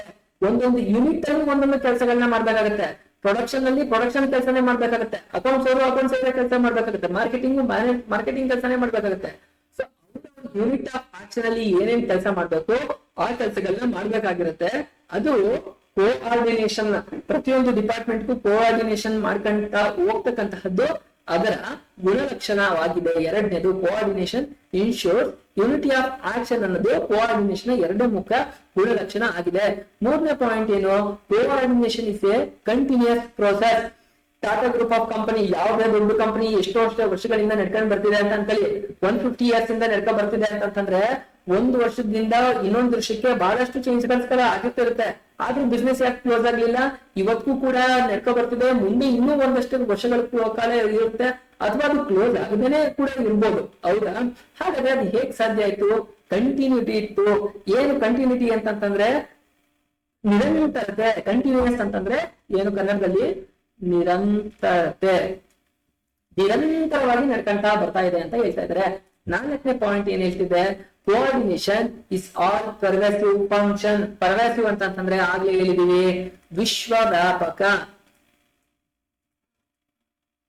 ಪ್ರಪಂಚದ ಯಾವುದೇ ಜಾಗಕ್ಕೆ ಹೋಗ್ಲಿ ಬಿಸ್ನೆಸ್ ಮಾಡಕ್ಕೆ ಮ್ಯಾನೇಜ್ಮೆಂಟ್ ಇರ್ಲೇಬೇಕು ಅಂತಂದ್ಬಿಟ್ಟು ಅದು ಮ್ಯಾನೇಜ್ಮೆಂಟ್ ವಿಶ್ವವ್ಯಾಪಕವಾಗಿದೆ ಅಂತ ಅಂದ್ಬಿಟ್ಟು ಹಾಗೆ ಹೇಳಿದೀವಿ. ಮ್ಯಾನೇಜ್ಮೆಂಟ್ ಕ್ಯಾರೆಕ್ಟರಿಸ್ಟಿಕ್ಸ್ ಆಫ್ ಮ್ಯಾನೇಜ್ಮೆಂಟ್ ಕಲಿಬೇಕಾದ್ರೆ ಇಲ್ಲೂ ಕೋಆರ್ಡಿನೇಷನ್ ಅಂತ ಅನ್ನೋದು ವಿಶ್ವದಲ್ಲಿ ಯಾರೇ ಏನೇ ಬಿಸ್ನೆಸ್ ಮಾಡ್ಲಿ ಒಂದ್ ಡಿಪಾರ್ಟ್ಮೆಂಟ್ ಇಂದ ಇನ್ನೊಂದು ಡಿಪಾರ್ಟ್ಮೆಂಟ್ಗೆ ಕೋಆರ್ಡಿನೇಷನ್ ಇಲ್ಲ ಅಂತಂದ್ರೆ ಟಾರ್ಗೆಟ್ ಗಳನ್ನ ಮಾಡ್ಲಿಕ್ಕೆ ಆಗೋದಿಲ್ಲ. ಹಾಗಾಗಿ ಆಲ್ ಪರ್ವೇಸಿವ್ ವಿಶ್ವವ್ಯಾಪಕವಾಗಿರೋದು ಅನ್ನೋದು ಹೊಂದಾಣಿಕೆಯ ಗುಣಲಕ್ಷಣವಾಗಿದೆ. ನಾಲ್ಕನೇ ಪ್ರಮುಖ ಗುಣಲಕ್ಷಣವಾಗಿದೆ ಅಂತ ಹೇಳ್ತಾ ಇದ್ದಾರೆ. ಐದನೇ ಏನ್ ಹೇಳ್ತಾರೆ? Coordination is the responsibility of all managers. Coordination ಹೊಂದಾಣಿಕೆ ಅಂತ ಅನ್ನೋದು ಮ್ಯಾನೇಜರ್ ನ ತುಂಬಾ ಪ್ರಮುಖವಾದಂತಹ ರೆಸ್ಪಾನ್ಸಿಬಿಲಿಟಿ ಆಗಿರುತ್ತೆ. ರೆಸ್ಪಾನ್ಸಿಬಿಲಿಟಿ ಅಂದ್ರೆ ಏನು? ಜವಾಬ್ದಾರಿ. ಒಬ್ಬ ಬೇರೆ ಬೇರೆ ಡಿಪಾರ್ಟ್ಮೆಂಟ್ ಅಲ್ಲಿ ಇರ್ತಕ್ಕಂತಹ ಮ್ಯಾನೇಜರ್ ನ ಎಲ್ಲರನ್ನು ಕೋಆರ್ಡಿನೇಟ್ ಮಾಡ್ಕೊಂಡು ಹೋಗ್ತಕ್ಕಂತಹದ್ದೇ ಮ್ಯಾನೇಜರ್ ನ ಜವಾಬ್ದಾರಿ ಆಗಿರುತ್ತೆ. ಹೊಂದಾಣಿಸಿಕೊಂಡು ಅವ್ನ ಗ್ರೂಪ್ ಅನ್ನ ಕರ್ಕೊಂಡು ಹೋಗುವಂತದ್ದೇ ಆಗಿರುತ್ತೆ. ಇದು ಕೋಆರ್ಡಿನೇಷನ್ ಪ್ರಮುಖ ಗುಣಲಕ್ಷಣವಾಗಿದೆ ಅಂತ ಹೇಳ್ತಾ ಇದ್ದಾರೆ. 6th ಪಾಯಿಂಟ್ ಏನ್ ಹೇಳ್ತಿದೆ? Coordination is deliberate function. Deliberate function ಅಂತಂದ್ರೆ ಏನು? ಉದ್ದೇಶಪೂರ್ವಕವಾಗಿ ಮಾಡ್ತಕ್ಕಂಥದ್ದು. ಒಂದು ಉದ್ದೇಶಪೂರ್ವಕ ಅಥವಾ ಉದ್ದೇಶವನ್ನ ಇಟ್ಕೊಂಡು ಮಾಡ್ತಕ್ಕಂತಹ, ಉದ್ದೇಶಪೂರ್ವಕ ಅಥವಾ ಉದ್ದೇಶವನ್ನ ಇಟ್ಕೊಳ್ಳೋದು. ಆರ್ಗನೈಸೇಷನ್ ಪ್ರತಿಯೊಂದು ಗೋಲ್ಗಳು ಇಟ್ಟೇ ಇರುತ್ತೆ. ಆ ಆರ್ಗನೈಸೇಷನ್ ಗೋಲ್ ಅನ್ನ ಅಚೀವ್ ಮಾಡ್ಲಿಕ್ಕೆ ಏನು ಪ್ರಿಕಾಷನರಿ ಮೆಷರ್ಮೆಂಟ್ ನ ತಗೊಂಡು ಮಾಡ್ತಕ್ಕಂತಹದ್ದು ಡೆಲಿಬರೇಟ್ ಅಂತಂದ್ರೆ ಏನು ಉದ್ದೇಶವನ್ನ ಇಟ್ಕೊಂಡು ಮಾಡ್ತಕ್ಕಂತಹ ಆ ಕೆಲಸ ಆಗಿದೆ. ಹಾಗಾಗಿ ಉದ್ದೇಶಪೂರ್ವಕವಾಗಿ ಇಟ್ಕೊಂಡು ಮಾಡಾಕಂದ್ರೆ ಕೋಆರ್ಡಿನೇಷನ್ ಒಂದು ಗುಣಲಕ್ಷಣ ಆಗಿದೆ ಅಂತ ಅಂದ್ಬಿಟ್ಟು ಹೇಳ್ತಾ ಇದ್ದಾರೆ. ಹಾಗಾದ್ರೆ final concept importance of coordination. Importance ಅಂತಂದ್ರೆ ಏನು? ಮಹತ್ವ ಅಥವಾ ಪ್ರಾಮುಖ್ಯತೆ.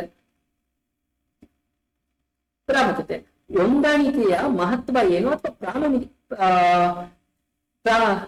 ಪ್ರಾಮುಖ್ಯತೆ ಏನು ಅನ್ನೋದನ್ನ ನೋಡೋಣ. Growth in size. ಯಾವುದೇ ಒಂದು ಆರ್ಗನೈಸೇಷನ್ ದೊಡ್ಡ ಲೆವೆಲ್ ಬೆಳಿಬೇಕು ಅಂತಂತಂದ್ರೆ ಅಲ್ಲಿ ಕೋಆರ್ಡಿನೇಷನ್ ಇರ್ಲೇಬೇಕು.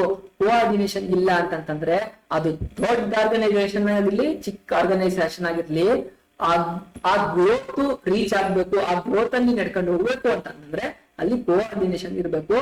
ಹಾಗಾಗಿ ಕೋಆರ್ಡಿನೇಷನ್ ಮಹತ್ವ ಗ್ರೋತ್ ಆಫ್ ದ ಸೈಜ್ ಅಂತ ಅನ್ನೋದು ಮ್ಯಾಟರ್ ಆಗುತ್ತೆ ಅಂತ ಹೇಳ್ತಾ ಇದ್ರೆ. Functional differentiation.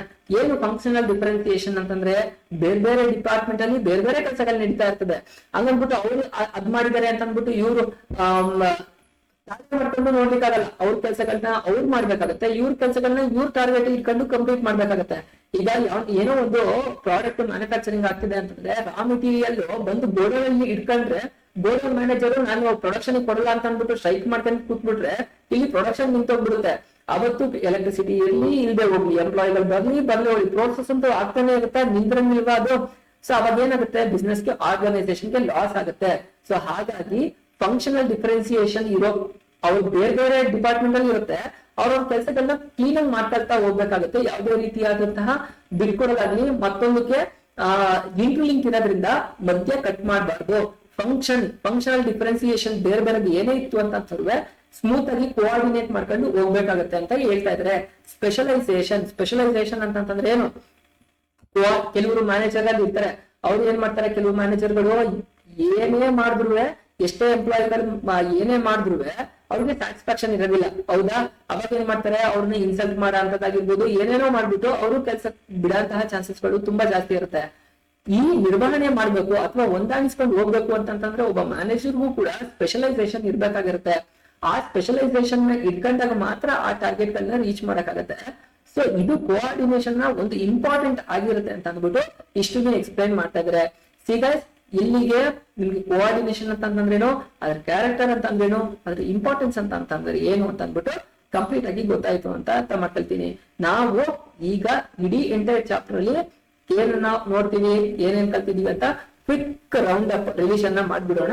ಮಾಡಿ ಈ first chapter business studies second PUC business studies first chapter ಆಗುತ್ತಾ nature and significance of management ಅಂತ ಚಾಪ್ಟರ್ ನ ನಾವು ಕಂಪ್ಲೀಟ್ ಮಾಡ್ಬಿಡೋಣ.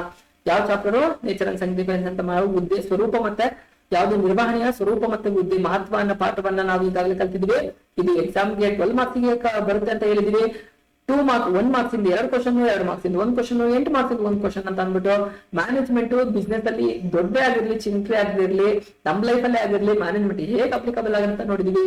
ಮ್ಯಾನೇಜ್ಮೆಂಟ್ ಮೀನಿಂಗ್ ಏನು, ಡೆಫಿನೇಷನ್ ಏನ್ ಹೇಳುತ್ತೆ, ಮ್ಯಾನೇಜ್ಮೆಂಟ್ ಅಲ್ಲಿ ಯೂಸ್ ಮಾಡ್ತಾ ಅಂತ ಎಫೆಕ್ಟಿವ್ನೆಸ್ ಅಂದ್ರೆ ಏನು, ಎಫಿಷಿಯನ್ಸಿ ಅಂತಂದ್ರೆ ಏನು, ಅದ್ರ ಡಿಫರೆನ್ಸಸ್ ಏನು, ಮ್ಯಾನೇಜ್ಮೆಂಟ್ ನ ಕ್ಯಾರೆಕ್ಟರಿಸ್ಟಿಕ್ಸ್ ಗಳು ಏನೇನಿದೆ, ಹಾಗೆ ಮ್ಯಾನೇಜ್ಮೆಂಟ್ ನ ಆಬ್ಜೆಕ್ಟಿವ್ಸ್ ಉದ್ದೇಶಗಳು ಏನು ಅಂತ ಅಂದ್ಬಿಟ್ಟು ಕೀ ಪಾಯಿಂಟ್ಸ್ ಗಳನ್ನ ನೋಡಿದ್ವಿ ಬಹಳಷ್ಟು.